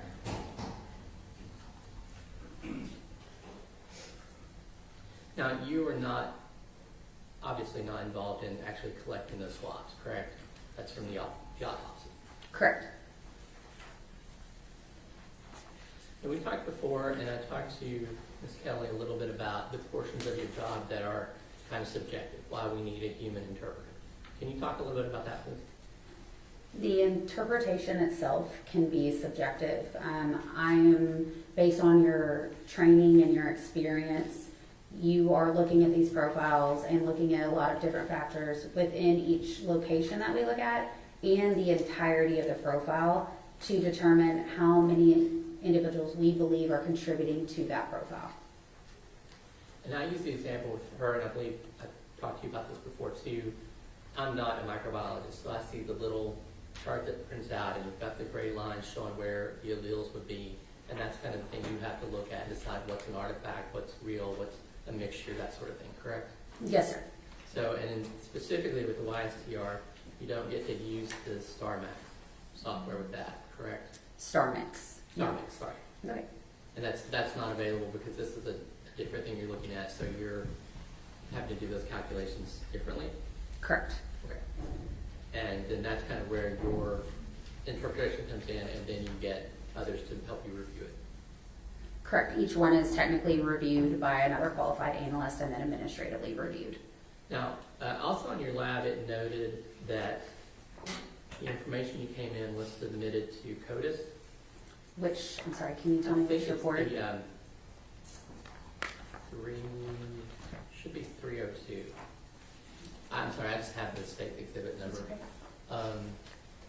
That would be the Hold on. September 15th, 2025 sexual assault kit. That's none of these. Which one? I think it was the September 2025 sexual assault kit one. It may have been on the other one, last one you had. But for the vaginal swabs on that report? Yes. Okay. So what is CODIS? So CODIS is the Combined DNA Index System. This is a national database that offender and arrestee and detainee samples are entered into, as well as any profiles from evidence samples. And then this is used to hopefully connect either cases to each other or cases and unknown profiles to individuals. And to your knowledge, there were no hits, there were no connections made from that entry. Not that I'm aware of. Pass the witness, Your Honor. Please, record. No further questions, Your Honor. May this witness be excused? Yes, sir. Thank you, ma'am.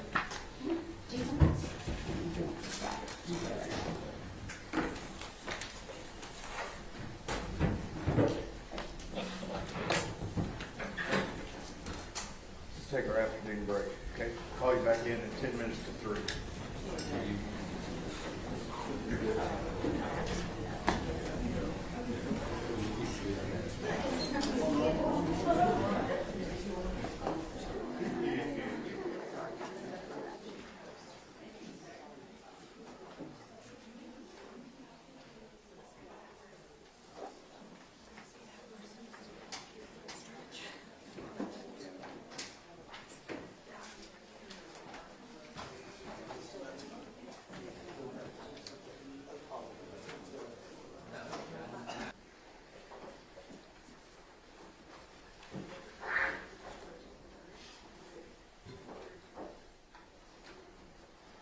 All right, we are ready to proceed, ladies and gentlemen. This witness has been previously sworn to testify truthfully. Mr. Staten. Thank you, Judge. Ma'am, we've seen you sitting here in court since this case started. Would you introduce yourself to the jury? My name is Maitland Gandy. I'm better known as the mother of Athena Strand. And I'm going to show you something that's been admitted already in the evidence. Would you please? Yes.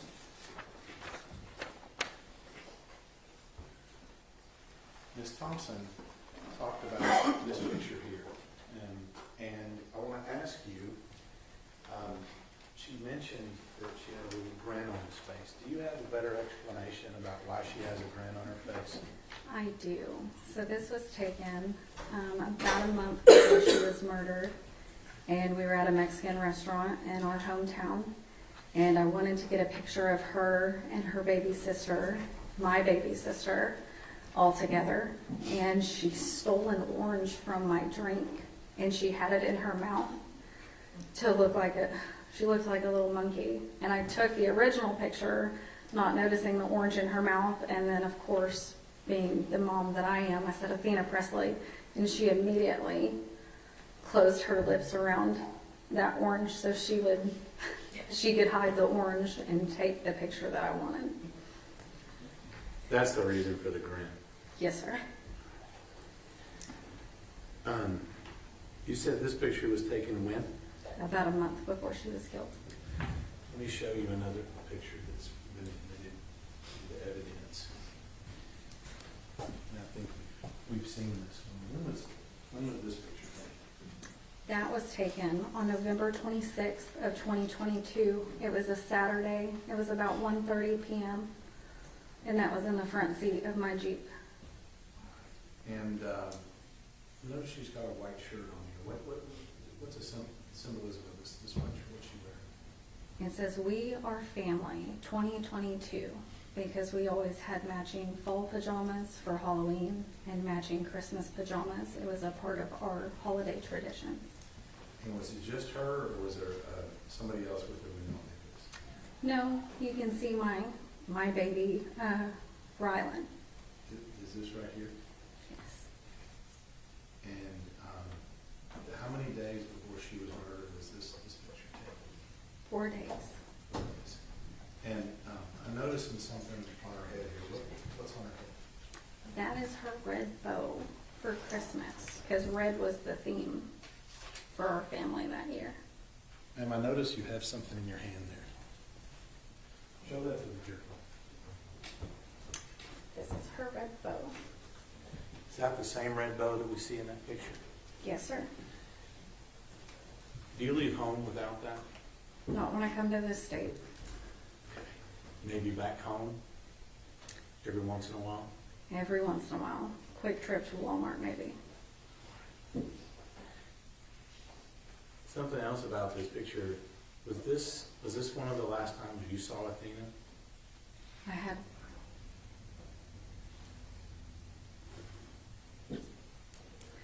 a little bit more than 24 hours left with her. I just didn't know it at the time. And we heard from Ms. Thompson that Athena was living here for a little while. And I guess that little more time is the time it took you to get from where you were in Oklahoma to the meeting spot with Jacob, is that right? Yes. Okay. And I say Jacob, who's Jacob? Jacob is Athena's daddy. Okay. And where do y'all normally meet? ASAP in Bowie, Texas. Okay. Is that a convenience store? It's a gas station of sorts. It's gotten better over the years. Okay. Stop and rob, if you will. Yes, sir. And so y'all exchange on that day, right? We exchanged Sunday, November 27th of 2022.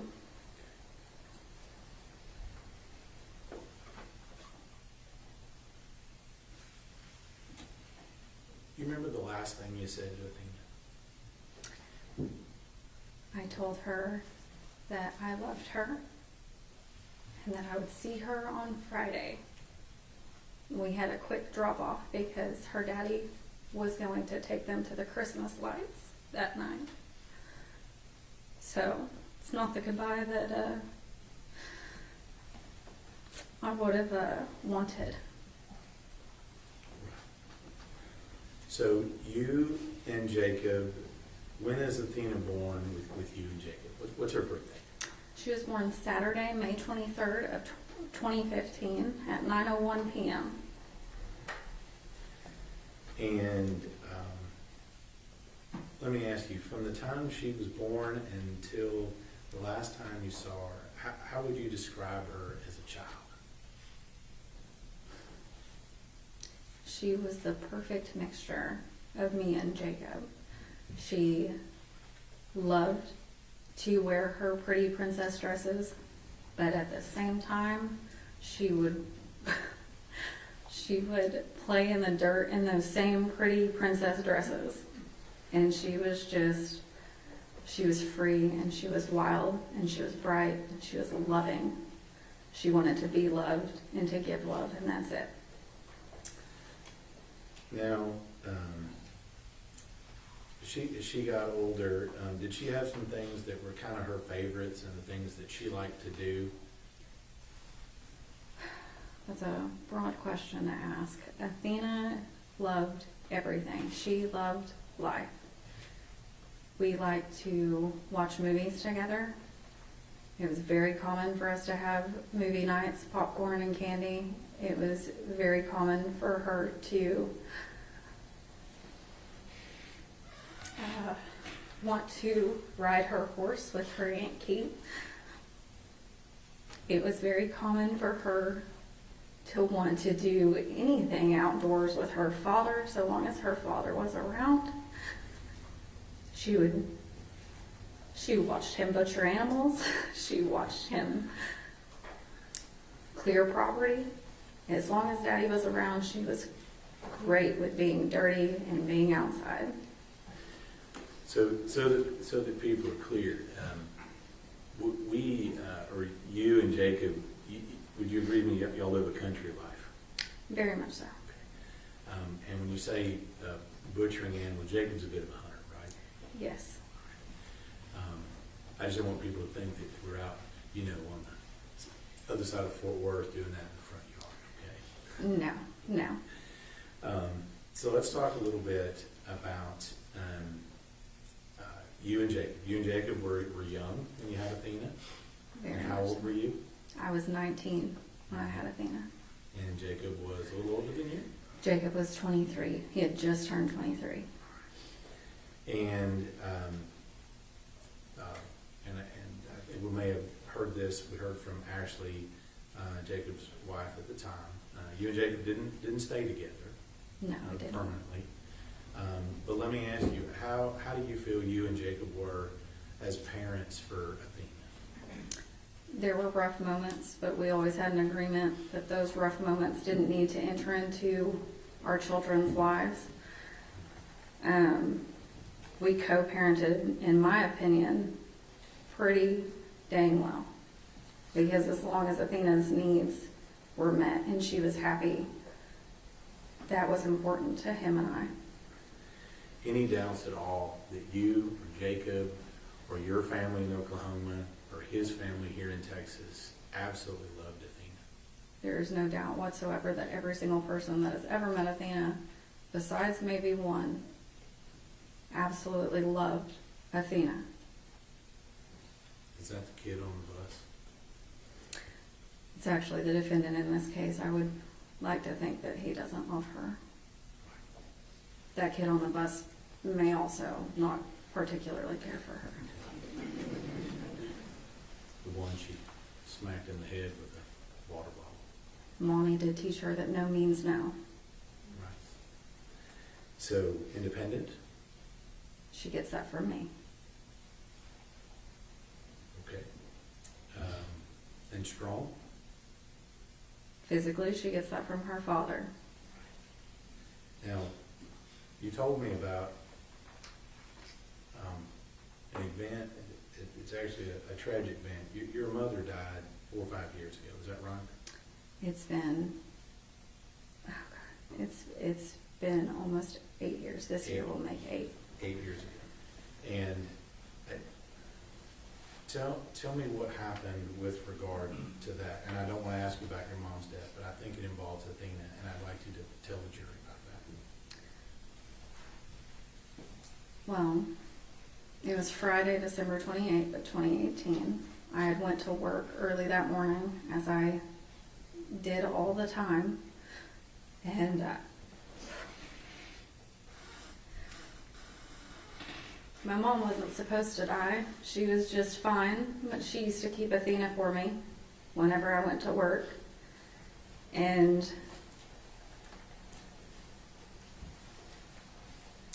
she just died. But Athena, being Athena, I don't know how she knew. I didn't train her. I didn't teach her what death was. She hadn't had death in her life.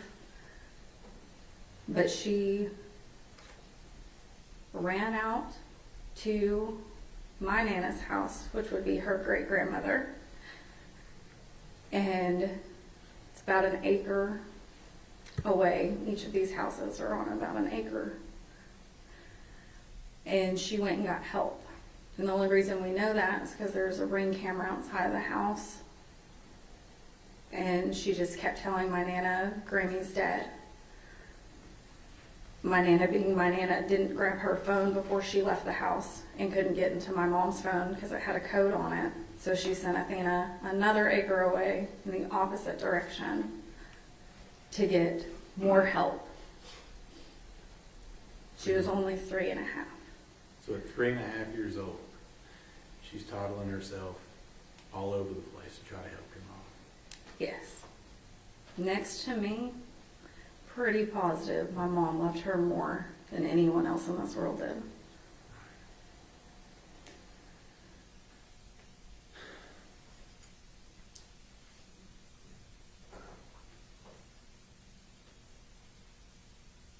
Do you remember when you got the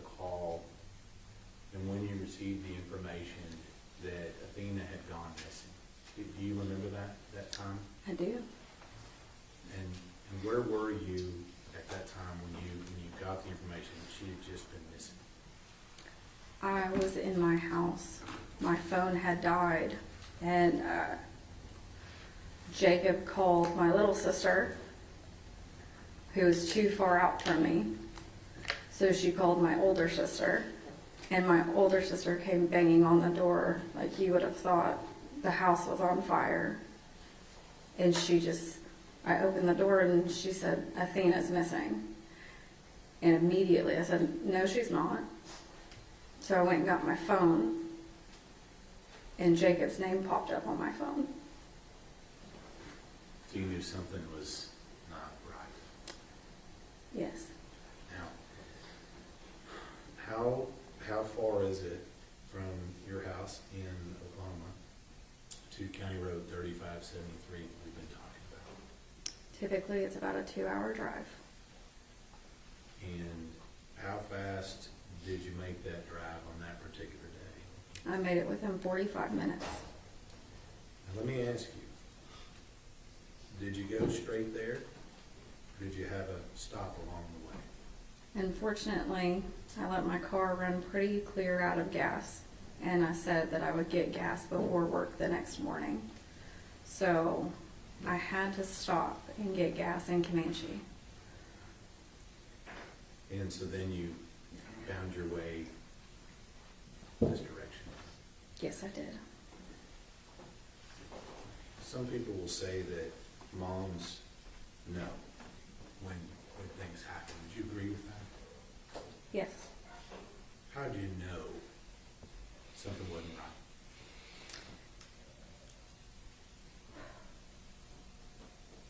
right? On my way down to Jacob's house, I stayed on the phone with him pretty well most of the way until I got to about Ryan, Oklahoma.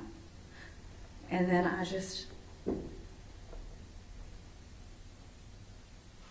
it felt like I was dying. I couldn't breathe, but I knew I had to keep going. I almost tapped the brakes because I thought I was having a heart attack. But I just told myself that if I kept going, it would be okay and I would find her. So long as Mama can get there, it's going to be okay. Yeah. You get there, Athena's still missing. Yeah. What do you do in that time period between when she's missing and when we find out what happened? What do you do during that time period? When I got there, an officer asked me who I was. I told him I was Athena's mom. He directed me back inside my Jeep and told me that they were bringing dogs out and that my scent could throw the dogs off, so I had to stay inside my Jeep. And then during those next 2 days, what are you doing during those next 2 days? At 4 o'clock in the morning on Saturday, December 1st, an officer had told me that they had taken away the dogs and I could get out of the vehicle, and I asked him, "Can I search myself?" He said yes. So Ashley's dad, Jacob's dad, my uncle, and Jacob and I went out and searched all of Jacob's property and the surrounding properties, even though all of those people were probably sound asleep in their own beds, and we didn't ask permission. And later that day, when more volunteers had come out and more officers arrived, I had talked to a few different investigators throughout the time. I walked lineups. I walked that county road over and over and over again. I searched Jacob's ponds, but she wasn't there.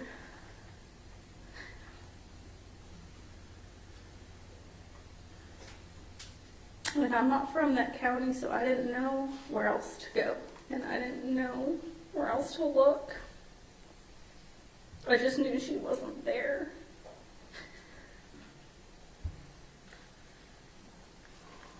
Heard from Sheriff Aiken that he had a meeting with you and Jacob, actually, and some of your family members at a church in Cottonville. Do you remember that meeting? Yes, I do. And I know this may be tough, but I think it's important. When you're told that Athena's no longer with us, what's your first reaction? I wanted to tell Sheriff Aiken that he didn't know what he was talking about. I asked him if I could confirm that that was my daughter, and he told me no, because she looks too bad. And I went into a place of denial. I stopped breathing and I started to black out as I heard Ashley screaming. I knew it. I knew it was him.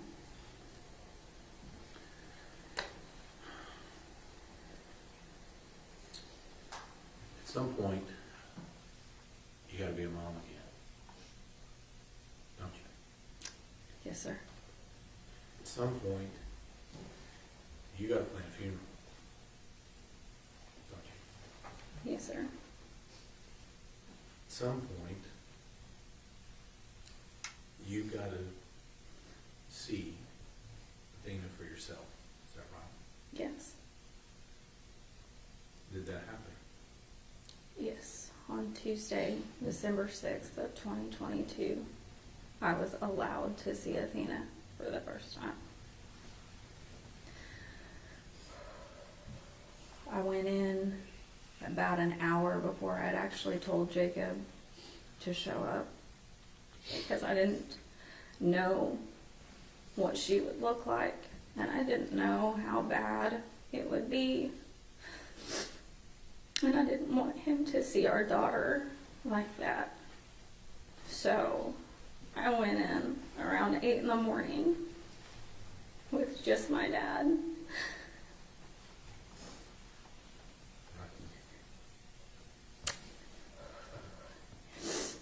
And her ears were messed up. And she had incision lines. And her chin was scraped up. And so we put her in a hospital gown because I didn't have clothes for her. And she was naked. And I searched her body looking for any reason that that wasn't my baby. And then we did her makeup so Jacob wouldn't have to see the discoloration and how bad it was.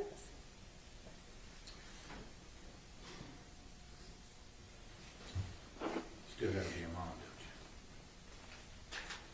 don't you? Yes, always. Always.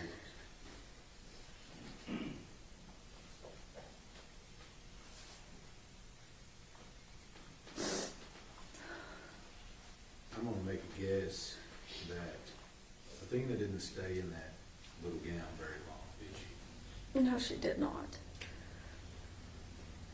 It wasn't pretty enough. Tell me what mom does to go fix that. Well, I wasn't from Wise County. I didn't know where to go or what to do, and I couldn't sleep. So I wandered around Walmart until I found a few dresses to pick from, and I wanted to make sure that she was just, when I got to her, she was so cold, and she didn't like the cold. So I wanted to make sure that she was dressed. So I picked out clothes. I picked out socks and panties and shoes and leggings and dresses. and I wanted to make sure she had one of her bows. So I got her some bows. There's a pretty consistent theme with her with the bow, wasn't it? There's actually a joke that me and my cousin do. We have a child. I did have a child around the same age. But back in 2014, 2015, it was very common to put bows on little girls that were bigger than their head. And Athena just kind of adapted that and never grew out of it. That's why we got this picture here. Yeah. Now,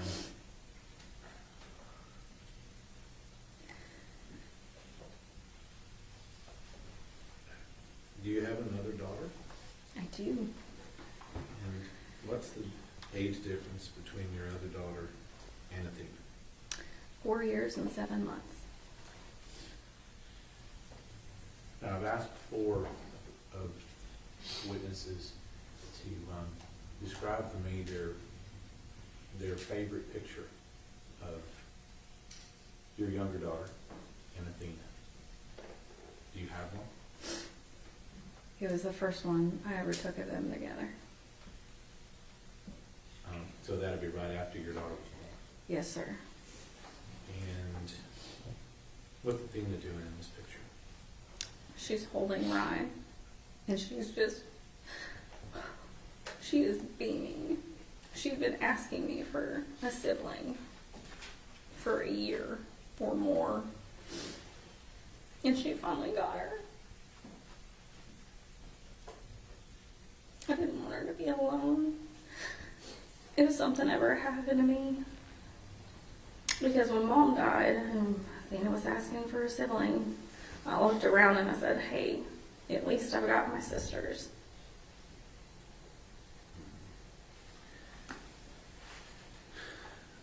Let me ask you about your daughter. How old was your second daughter? Athena was your first. Yes, she was. She also Jacob's first too. Yes, she was. And how old was your second daughter, Rylan, when Athena was born? When Athena was born, I want to get this exact. When Rye was born, Yeah, when I was born, how old was Athena? Athena was 4.5. And then when Athena was killed, how old was Rylan?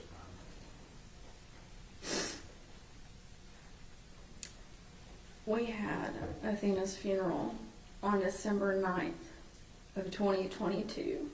I got her ashes the next morning on December 10th of 2022. And that was also Rylan's 3rd birthday. And I brought her sister home. It just wasn't the way I was supposed to.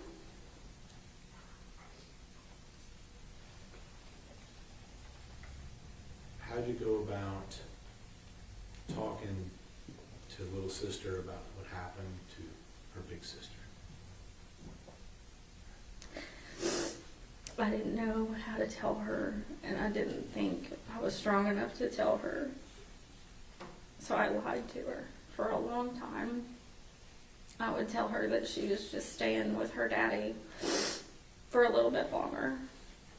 And when she asked to FaceTime her or to call her, I would tell her that she was at school, or she was sleeping, or she was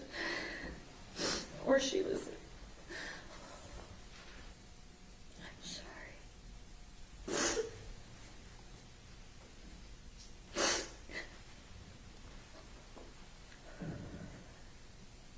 I would lie to her. Until about a year ago, she didn't know the whole truth. And, but I didn't tell her that Athena was dead and that she had been killed until Athena's, or what should have been Athena's 8th birthday.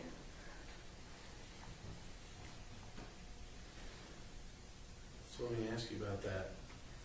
Today, how old would Athena be today? She would be 10. correctly, she has a birthday upcoming, is that right? Yes, sir. When would she turn 11? May 23rd. 2026. Yes, sir. She'll be a fourth grader, is that right? She would be a 4th grader. She'd be getting ready to go into her 5th grade year.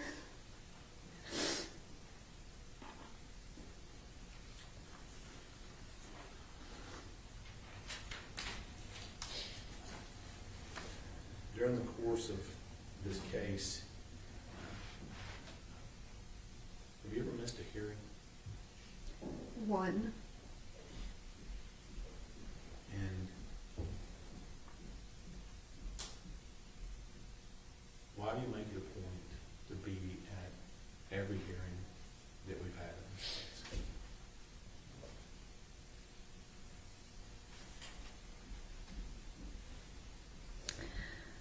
Because I had to cover up handprint bruises around my daughter's neck. And because she no longer has a voice. And I want people to know that she's not just some story. She's not just some number. She's not just some picture you see in a headline. She was loved. She is loved. And she is missed, and she was real, and she had a life, and she wanted to live. And no one can take that from her. Not a single person can take that from her. And I will be her face, and I will be her voice, and I will make sure that every person in this world knows that she was loved and that she wanted to live. And we want her in our lives.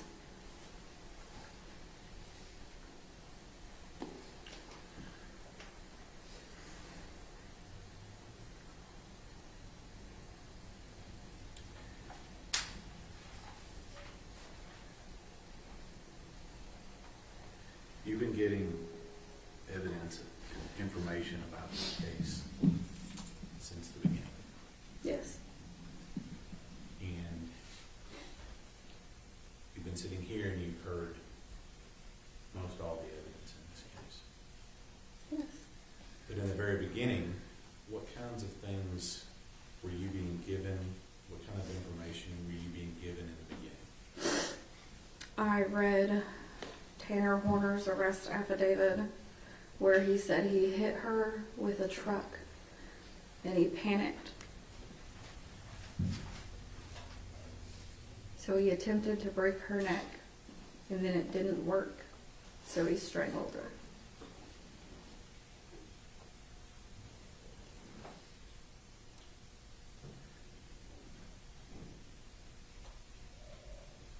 Do you have a chance to look at the autopsy or anything else in this case?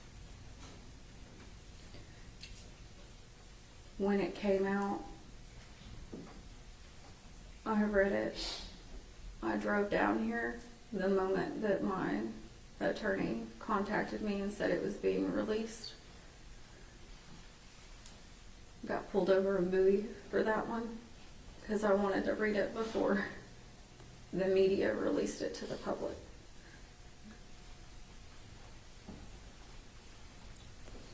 Now, if I remember correctly, you've got a little bit of medical training and knowledge, don't you? Yes, sir. What stood out to you when you read that information?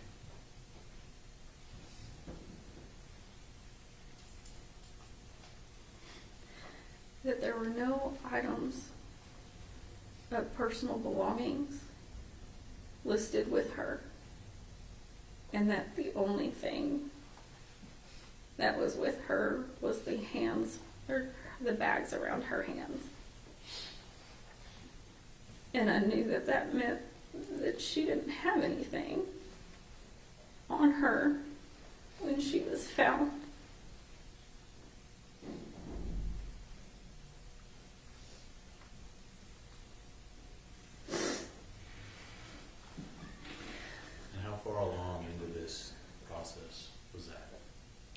was in the summer of 2023. And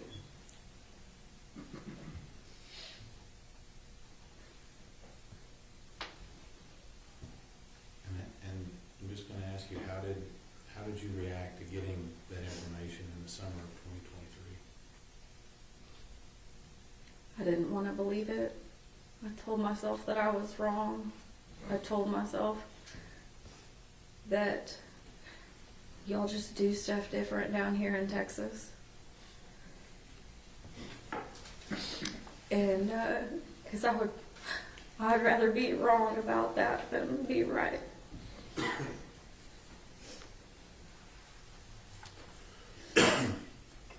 Ranger Espinoza has, we talked a little bit about some videos in this case. Excuse me. Did you have any chance to view or look at any portion of any videos in this case? I did. How much of it were you able to look at?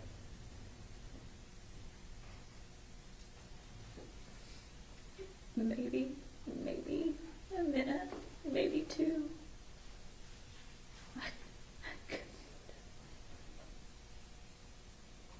I can't. And I'm very sorry to all of the innocent people that do have to watch that. I am so sorry. I'm sorry to you, and I'm sorry to y'all too. Because none of us, not Athena, not me, not anyone in this room, besides Tanner Horner, asked for what's on that video. And Athena definitely didn't. I really am sorry.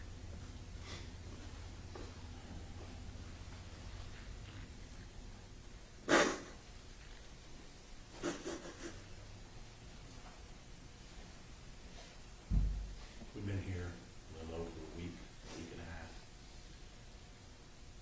We've been here, seen some of the evidence in the case.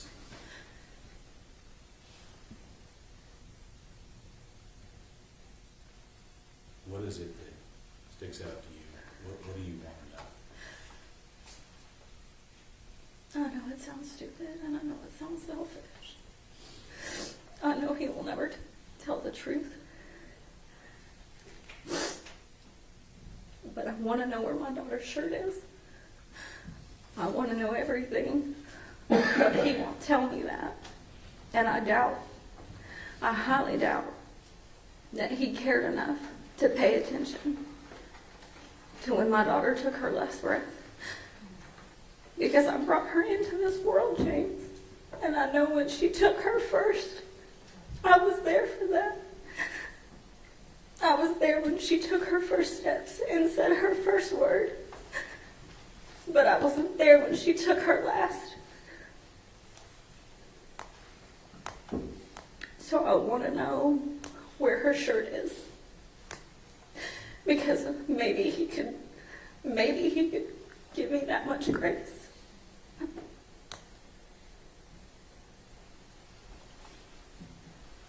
a couple more questions for you, Megan.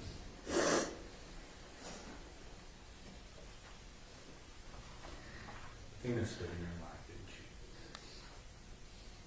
Athena is in my life every day. Every day. Every day. And I think I would be missing something if I didn't point out that you tend to have an affinity for a certain color. Would that be right? For her, yes, sir. And is that Athena's color too? This is her favorite color. Yes. Not Mom's favorite color. No, sir.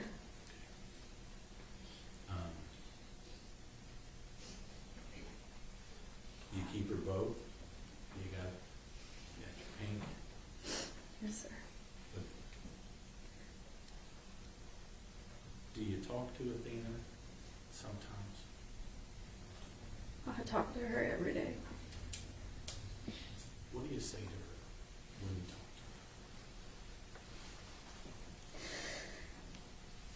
tell her that I'm sorry, that I wasn't there to protect her and to stop him. I tell her that I love her. And I talk to her about Rye and what she's doing in life and how much she loves and misses her. And I tell her about you and about Pat and about Michelle and about my attorneys and how y'all are working really hard to make sure that she's not forgotten and that she didn't just die and that we'll get justice for her.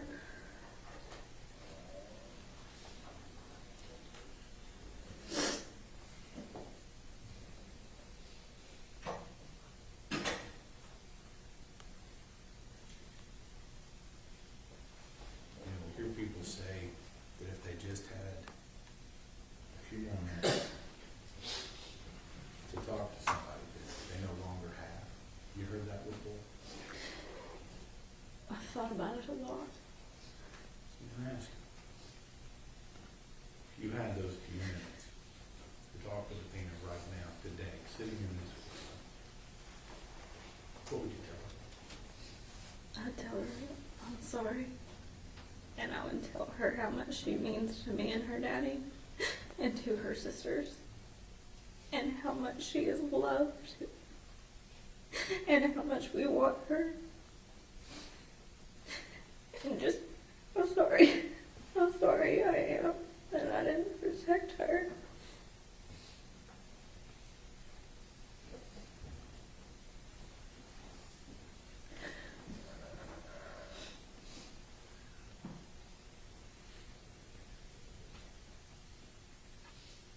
I know how hard it was being here, Megan.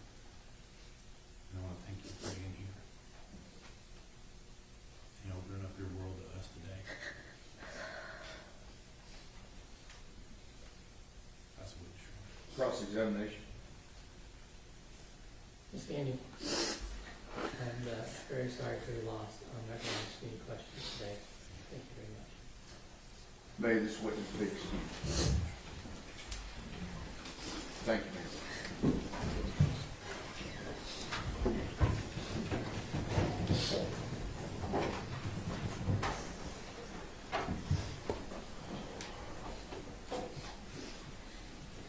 Okay, we're done for the day. We'll start back up at 9 o'clock. Okay, see you tomorrow.